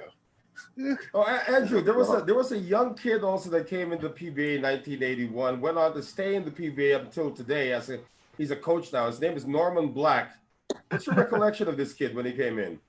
Oh man, Norman is originally from Philly, ain't he? Yes. Yes. Yeah, no, he's from Philly, and St. Joseph. Well, Norman was. I was aware of his game. I was, I knew of him, but to see he was a true talent, and he wound up coaching over there, didn't he? Yes, he still is. He's still coaching until now. He still started in 1986, 87 as a playing coach. 85. Are you serious? Or 85 as a playing coach, and he's been here ever since. He's been part of the national team as an assistant, as a head coach. We've had him on the show too.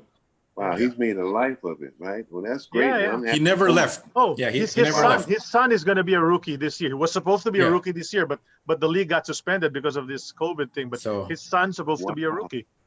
Wow. Yeah. Wow. Yeah. Well, he was a true talent. I mean, he was, he could play. I mean, you could see that.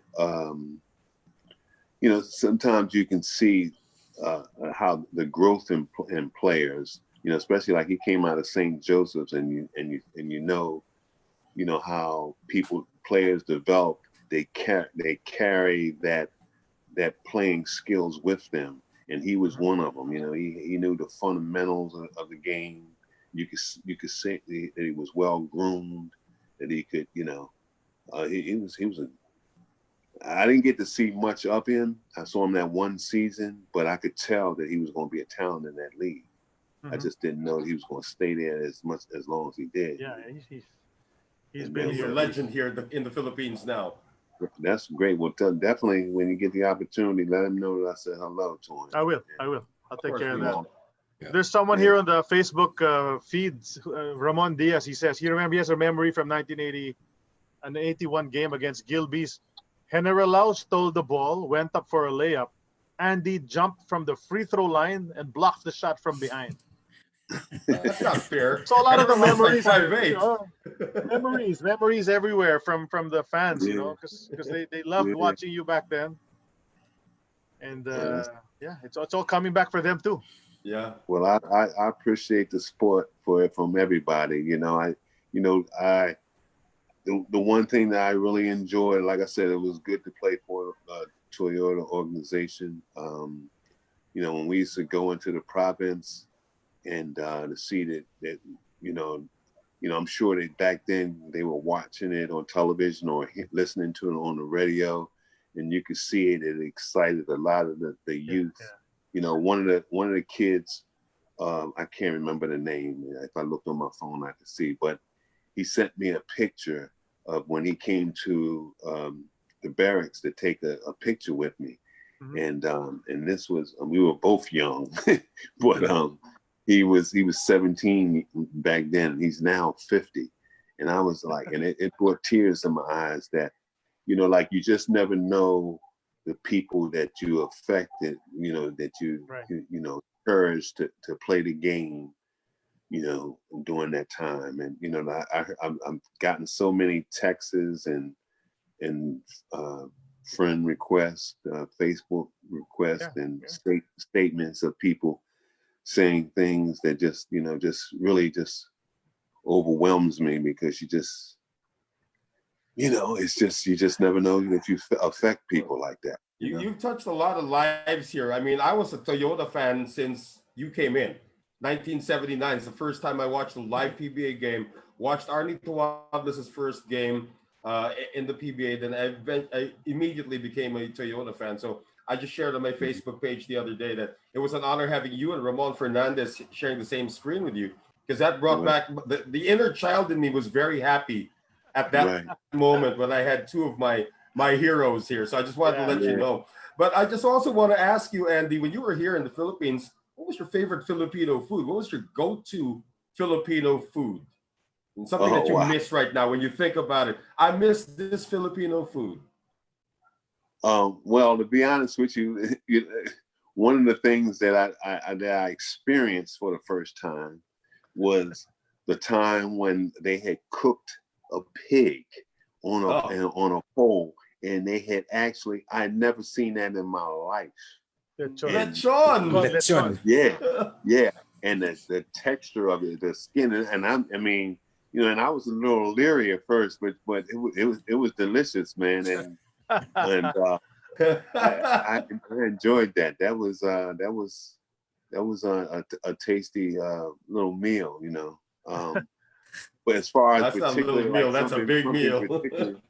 I can't remember, you know, as far, I mean, I've tried everything. I'm you know, I don't know. You're here 5 years. I'm sure you tried everything.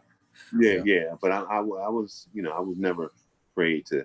I never tried that. What they call it, balut. Balut. Yeah, I was going to ask if you tried balut. I mean, I'm hearing people in the streets all the time going balut. I'm like, what the heck is balut? You know. And so when that became a thing. That became a thing for imports. That we'd have a feature of that trying to feed in balut in the halftime. That's like a rites of passage now. Yeah, that's rites of passage now for all the imports. They have to have balut. Not only basketball, in all sports here in the Philippines. Not everyone can pass it. No, not everyone can eat it.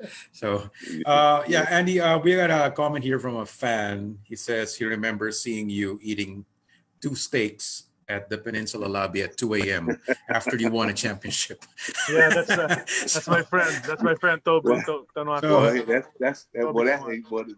Hey, he's probably right. For some reason, back then I could eat like that, but man, I couldn't. You know, and probably because I burned it off the way I did. But yeah, that was Valencia was one of my favorite spots. I used to go there all the time. Yeah. Hey, you know, they Still there. Andy, Still they there. posted already. They posted already. The guy who you said posted a photo when he was 17 years old. His name's Nito Lopez. Yeah, Nito that's Lopez. it. That's So they posted already that was Nito man. Lopez who had a photo. Yeah, man. That's Yeah. that was he was a good kid. I actually remember that scene too. That time. You know, I mean, I was never one that turned a kid down from signing an autograph or anything. I know it was just as an honorable moment for them as it would be for me to be able to get a signature from somebody. So I never held back on turning down and signing their autograph. Sid, you wanted to talk about 1983, right? Yeah, no, Andy, you came back one last time, last hurrah with Toyota in the 1983 third conference. I can't remember your import partner at the time, but that conference, it didn't end well for Toyota, and it actually ended up being the last conference of Toyota before they disbanded. Okay, they didn't play anymore in '84. But what was that team like? It appeared that the dynamic had changed, and it just wasn't the same team that won two titles in '82. Right. Well, it's the old story. It's the same thing that all good things come to an end, and when you start talking about the chemistry of things and leadership, whether it's from the organization or from the team, it started taking effect and it started wearing on us, and it wasn't that zest to try to accomplish something anymore. It was. I don't think that it just didn't feel right, and it kind of like I said, all good things, start to come to an end because at some point in time you just start to hit a wall that just kind of like saying, okay, this is as far as we're gonna go. I think that's when the management had changed as well, and it was starting to break down a little bit, and players was maybe even talking about going to play somewhere else. And there was also that time, Andy, in '83, and Juan Fernandez talked about this, that there was already a rift between Sonny Jaworski and Ramon Fernandez also that sort of affected the chemistry of the team. In fact, Abby King said it so eloquently. At the time, there was already social distancing in the team, right. Because of the rift between Fernandez and Jaworski. Were you privy to that? Could you tell us a little bit more about what you knew about the situation at the time? I'm not. I'm not trying to take side. I'm not that type of person. I don't take side. Of course. Right. What I will say is that what happens is things when it comes to stardom. Sometimes when some people just can't share that, you know what I'm saying? Sometimes people just can't share success as a whole, in other words, they just can't. Everybody can't have a piece of the pie. Somebody will want to have the whole pie, and whether it was a financial thing, whether it was a popularity thing, whatever it was, the tension started building up. And I'm, like I said, I'm not here to take any sides to it, because for the most part, when I wasn't there, it wasn't my riff. You know what I'm saying? It was just when I played at that particular year, it was new to me to see that the attitudes started changing. So, and I guess even for myself, it was a time when I started thinking about, all right, well, maybe this is coming to an end for me to look to go elsewhere to play, because like I said, I was looking to go somewhere where it was a longer season, where I could, I would have to feel like I'd be off for X amount of months before I come back to play. So the timing kind of like fitted in with a lot of what was happening. So I mean, whatever problems they were having between them two, if it was any at all, you know, I'm sure at some point in time, what happened, and everybody went their own way and had success in their own, capacity. So. Yeah, but they're good now. So, everything. Yeah. Well, and because it's always the case. It's always a situation when you look back at it, you start to realize that it was something that it was unnecessary. You know what I mean? It's just that it takes you to go through that process. Yeah. Well, they didn't speak to each other for 6 years, and Wow. they finally patched it up during an All-Star game of all places. Game.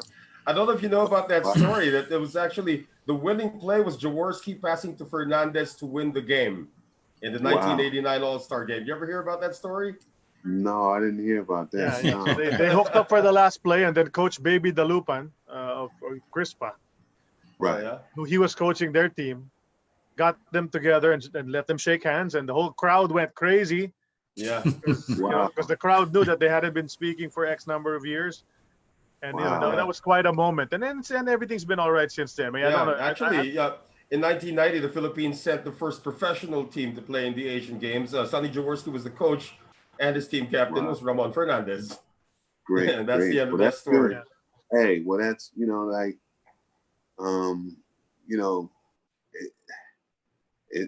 everything finds a way. You know what I'm saying? Mm-hmm. Everything finds a way to heal. And it's good. And it's good that it has, because they've been very successful together, and they didn't need to really have. You know what I mean? You don't want to leave this earth with none of that you never said sorry to. You know what I'm saying? You don't want to ever regret anything. So I'm glad that worked out for them. Yeah. I love how engaged our followers are, listening to the show and watching us, how engaged they are. Immediately they responded. The import partner was Ralph Brewster in 1983. 83. Yeah. Well, So whenever we need Didn't have a some K in his answers, name. somebody answers for us. Whenever we have a senior moment, okay, the fans. Yeah. So that's why we love Come our to the followers. rescue. We love everyone who watches and You guys are awesome. Yeah. right. Well, speaking of Jaworski and Fernandez, in 2003, there was actually a reunion game between Toyota and Crispa. Okay. Of course, by then all of them were in their 50s or late 40s. Right. So the quality I of play think I was heard in their about 60s. that. Was that the one that 60s, Francis? Was that the one that Francis couldn't come back to play because Yes, that's the one. he was working? Yeah, he couldn't get a leave of absence. But the winning play, the winning play of that was this time it's the other way around. It was Fernandez to Jaworski. One passed out to Sonny, and Sonny hit the game-winning 3-point shot. So he returned the favor.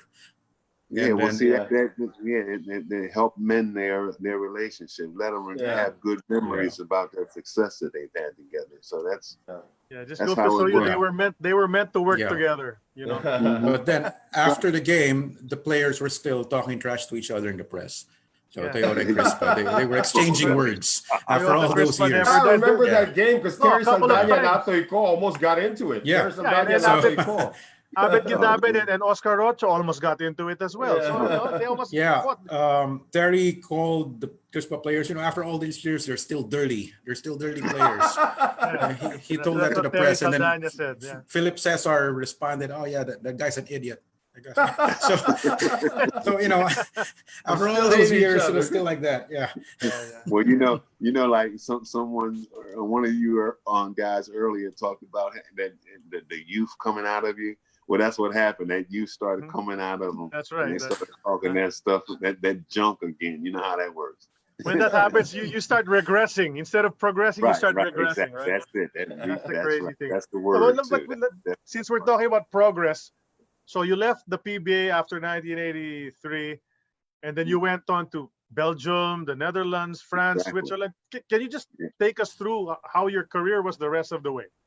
Wow, that's that was a journey, because what happened is how I got introduced into Belgium was because that team, it was the middle of the season once again, like I think the Philippine season had ended in December, like around Christmas again.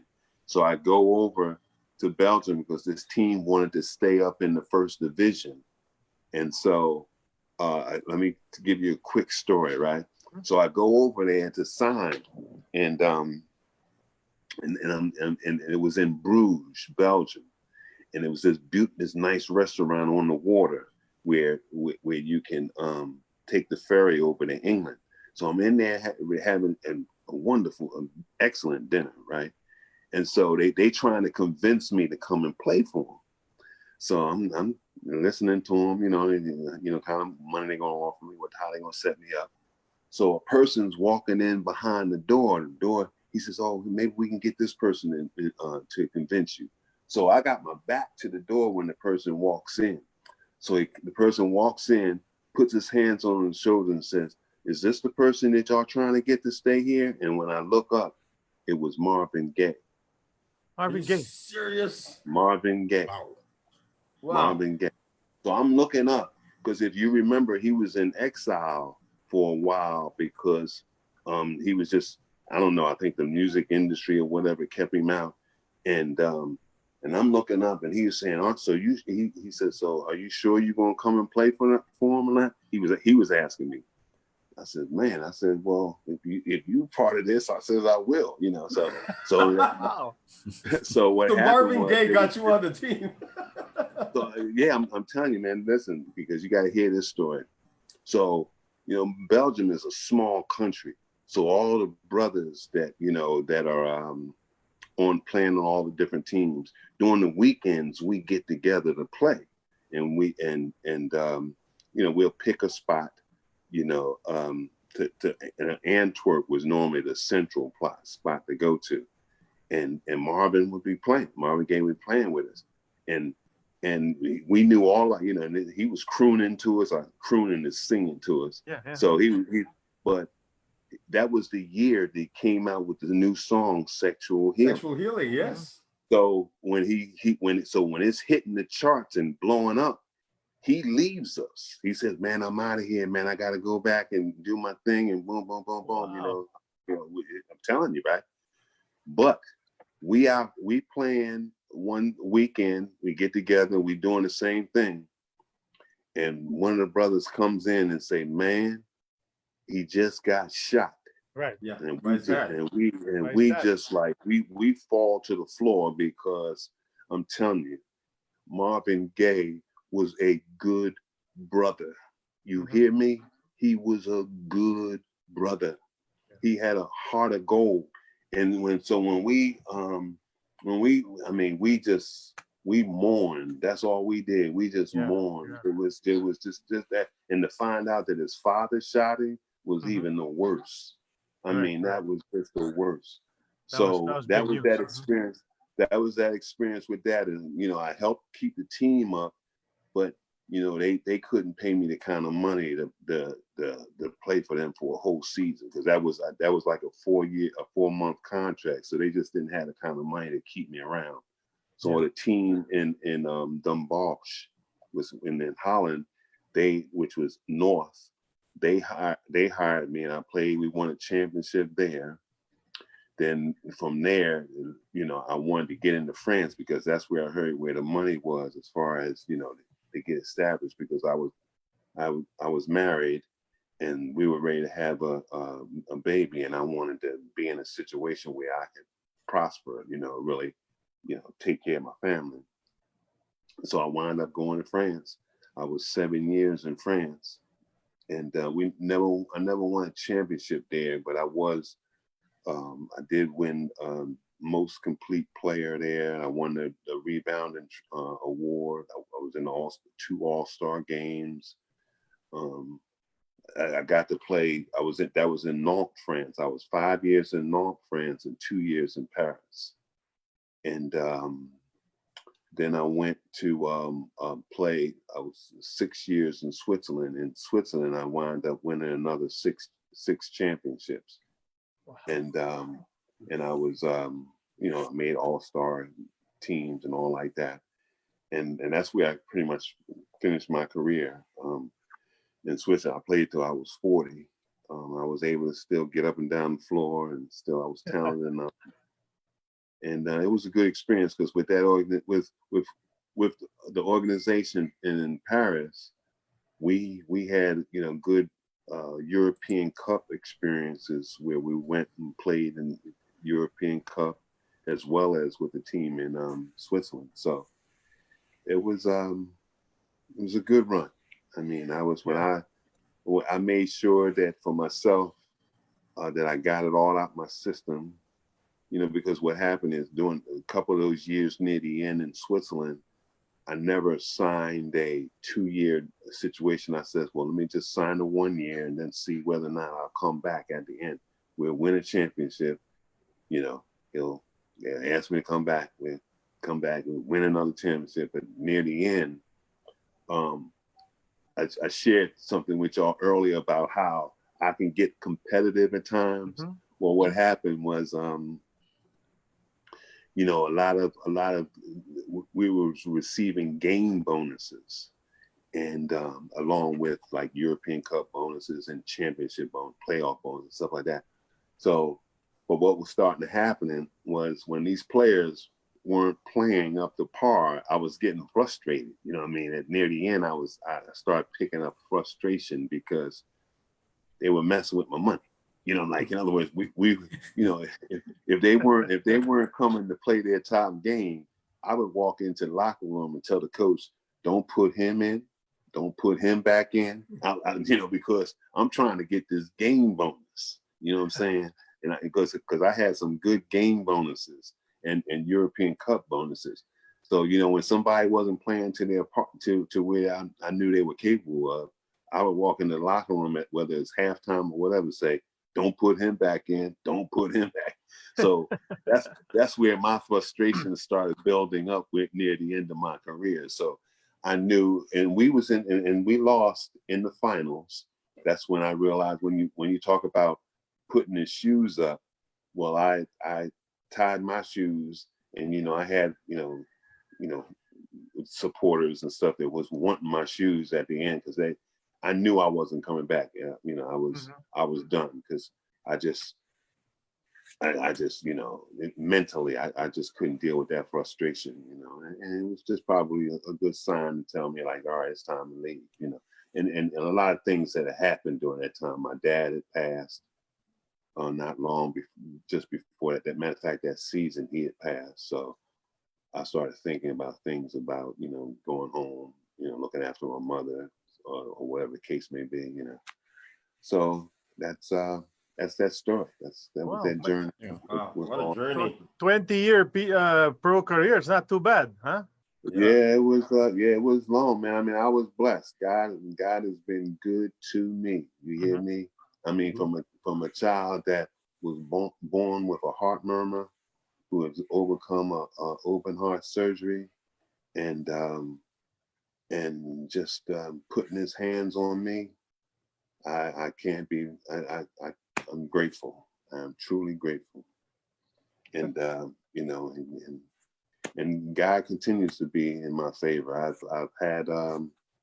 had a car accident in 2015 that almost took my life, and he's kept me here, and and once again I'm thankful, and now I'm here with you guys. That's right. And we're thankful for that. No, but you didn't leave the game because you went into coaching as well, right?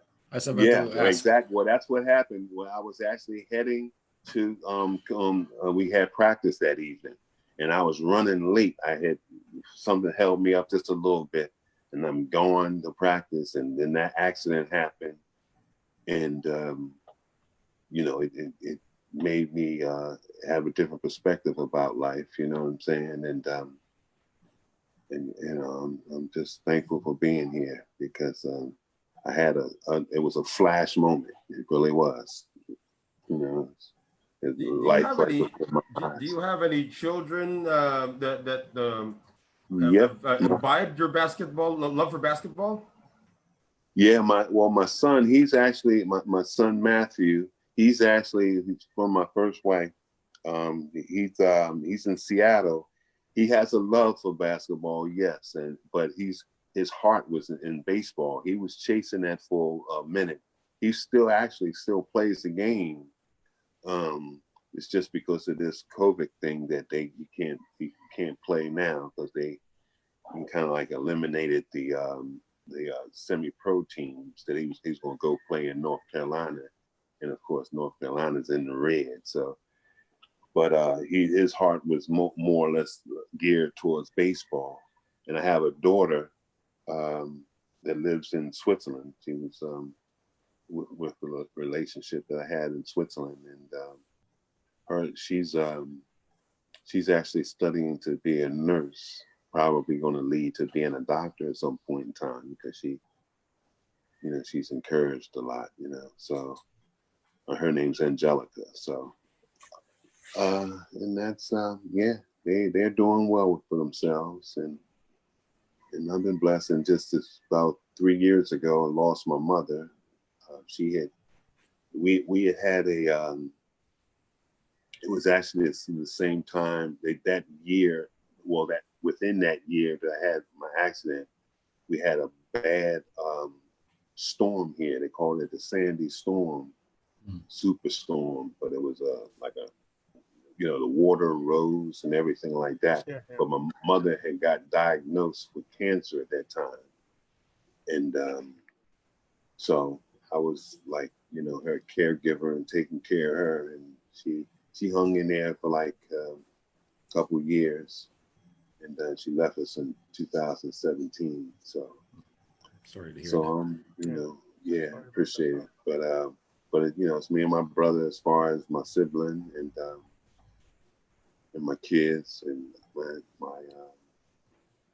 my nieces and nephew, and I have a lady friend who was a childhood sweetheart of mine. Her name is Francine. That a profile picture on Facebook, I see. Yeah, we tend to get married very soon. So congratulations! Congratulations on that. I appreciate that. Yeah, I appreciate it. What does Andy Fields do nowadays? After basketball. Yeah, well, right now I'm working for the state of New Jersey. Okay. Thank goodness, because right now you never know. What it is it's for the Division of Gaming Enforcement, which is a part of overseeing the casino industry and making sure that the casinos here in the state of New Jersey are ran correctly, and have obliged by the rules, the compliances, and all like that. And it's been good to me. I've been with them for about almost 14 years. I look to retire with them, and then just ride out in the sunset. I'm just, I'm trying come back to the Philippines and probably Well, I'm 60. I'm 63 right now, so I'm trying to get to 65. They have there's some things I'm looking to try to pursue after I retire, but we'll see how that goes.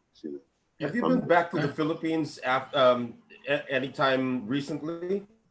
No, I hadn't. I was matter of fact, I can't remember his name. He was a journalist. We actually sat and talked in a hotel right outside of Cheney one time, because I was some years back thinking about trying to come back to coach.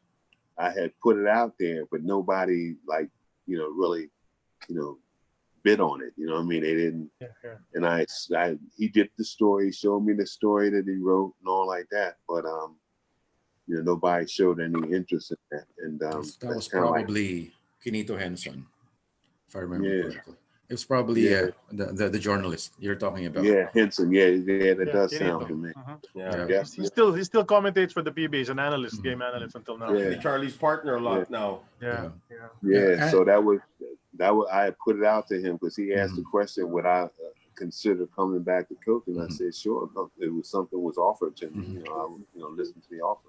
Yeah. But nobody bid on it, so that fell by the wayside. And I was encouraged. My thing was I did want one of the levels that I really wanted to coach at was at the college level, but I wanted to be at the D1 level or head coach at a D2, but I applied for positions ever since I had retired. And, what happens is, coaches have they become a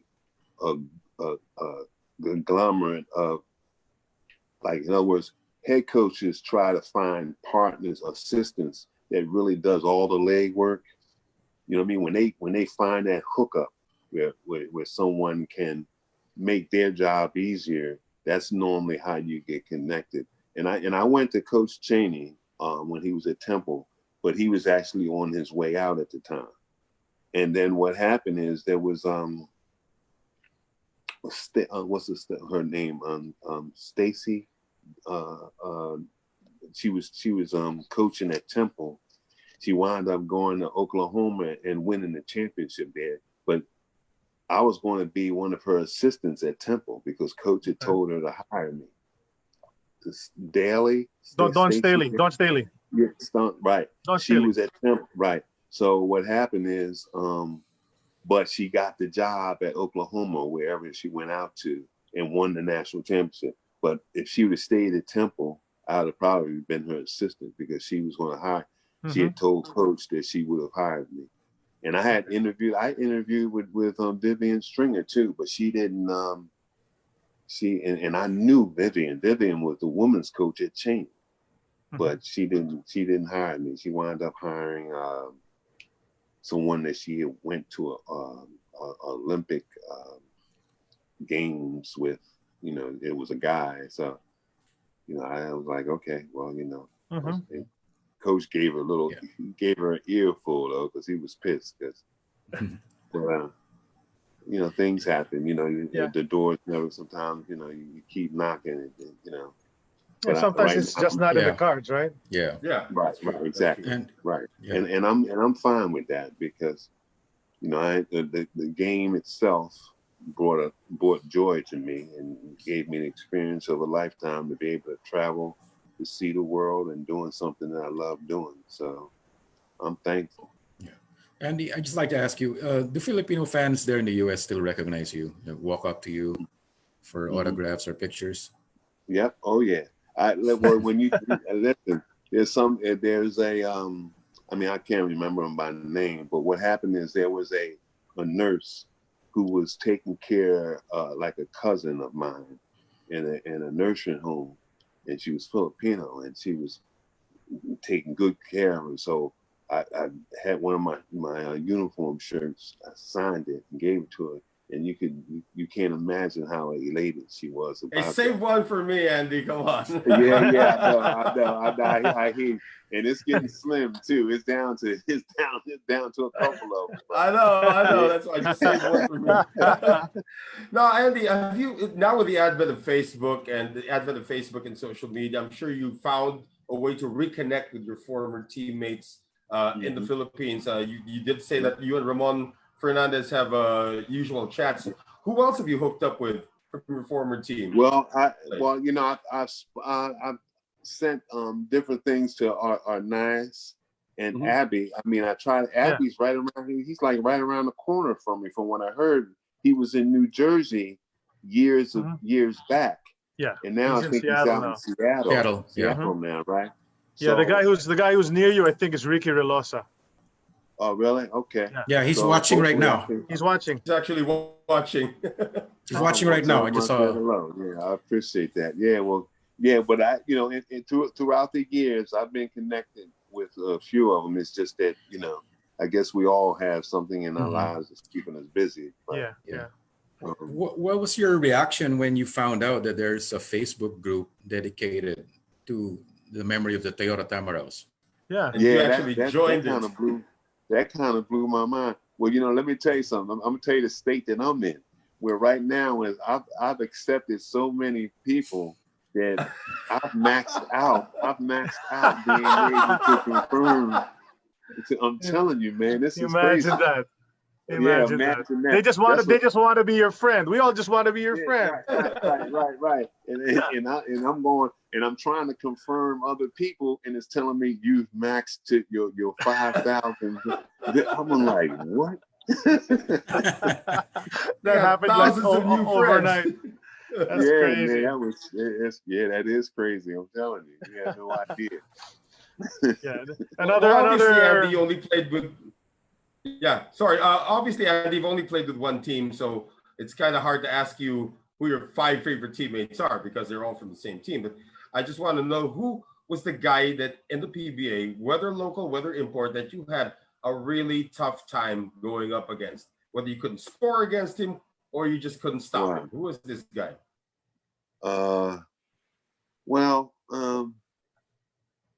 Well, I would, I mean, in truth, I guess I would say I would actually say Billy Ray Bates, and only because he's, he's a diamond in the rough. Like Billy didn't play with like control. He was spontaneous. He did a lot of things that are just, I mean, now that's playing against someone, but like a thinking game, playing against Glenn McDonald, playing against Aaron James, those guys, you learn from them. Like the experience that I had playing against them made me better because it gave me a good perspective of how as you mature in your game, because those guys, they had that veteran game. They had, I respected them, their game. I'll tell you more, was it Otto Moore? He was like 7 Otto foot Moore, tall. yeah. Otto Otto Moore. Moore. Him, He was those pretty good. guys, those guys were like, I enjoyed being around them guys and playing against them and everything, because what they had something to teach you, you know what I'm saying?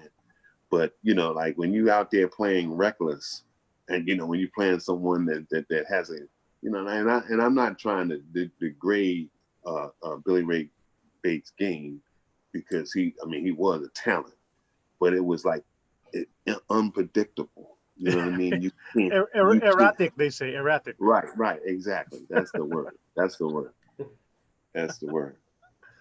That's crazy. Yeah. Well, Andy, you need to, just give your final message, I suppose, before we let you go, to the Filipino fans. I mean, do you know that It's been that a great page, interview, by the way. the Toyota page was created by that 17-year-old boy who had a picture with you, Nito Lopez. Wow. He's Are you serious? so there's a connection, really. Wow. Maybe That is inspired so by you awesome. too. That is so Yeah. awesome. That is So just a message for the Toyota fans, and I guess the Filipino basketball fans who all remember you, because we've had some Crispa fans posting. I'm a Crispa fan, but I love Andy Fields. So Yeah. I appreciate that, man. Thank you. yes. Well, So- I just want to really thank the fact that all of you have embraced me and have shown your love towards me as a player and respect me as a player, and I'm just thankful that I've had that experience in Manila in the Philippines, because it's a wonderful country.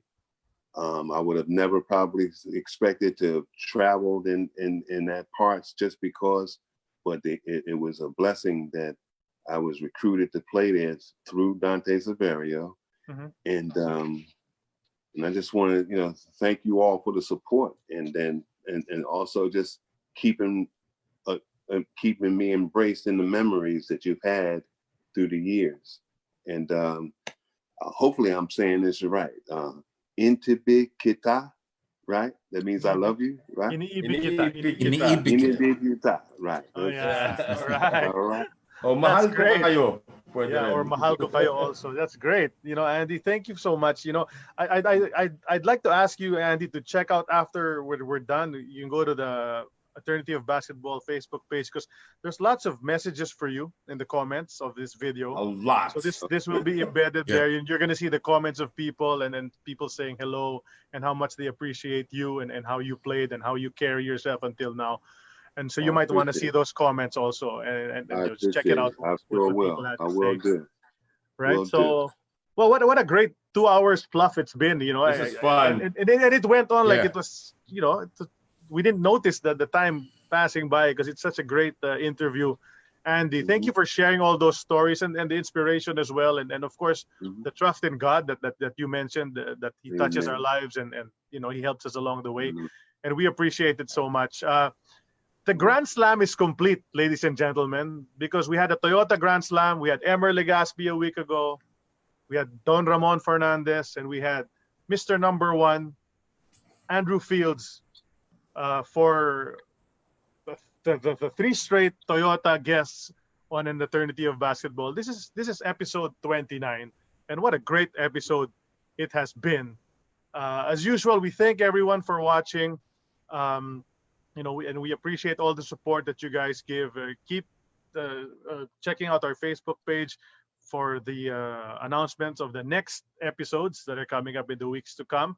On behalf of my partners, Sid Ventura and Noel Zarate, thank you so much, Andy, for joining us. What a privilege to have had you on the show. Ako po si Charlie Cuna, and we're signing off for episode 29. And well, what a great episode this has been. So stay tuned. We'll let you know who's coming up on Tuesday as soon as we finalize that. But for now, that's it for us on episode 29. Thank you so much for joining us, Andy. Thank you, Andy. All right, Thank you so much. All right, fellas. Thanks again. I appreciate it. We appreciate you too. Okay. Thank you.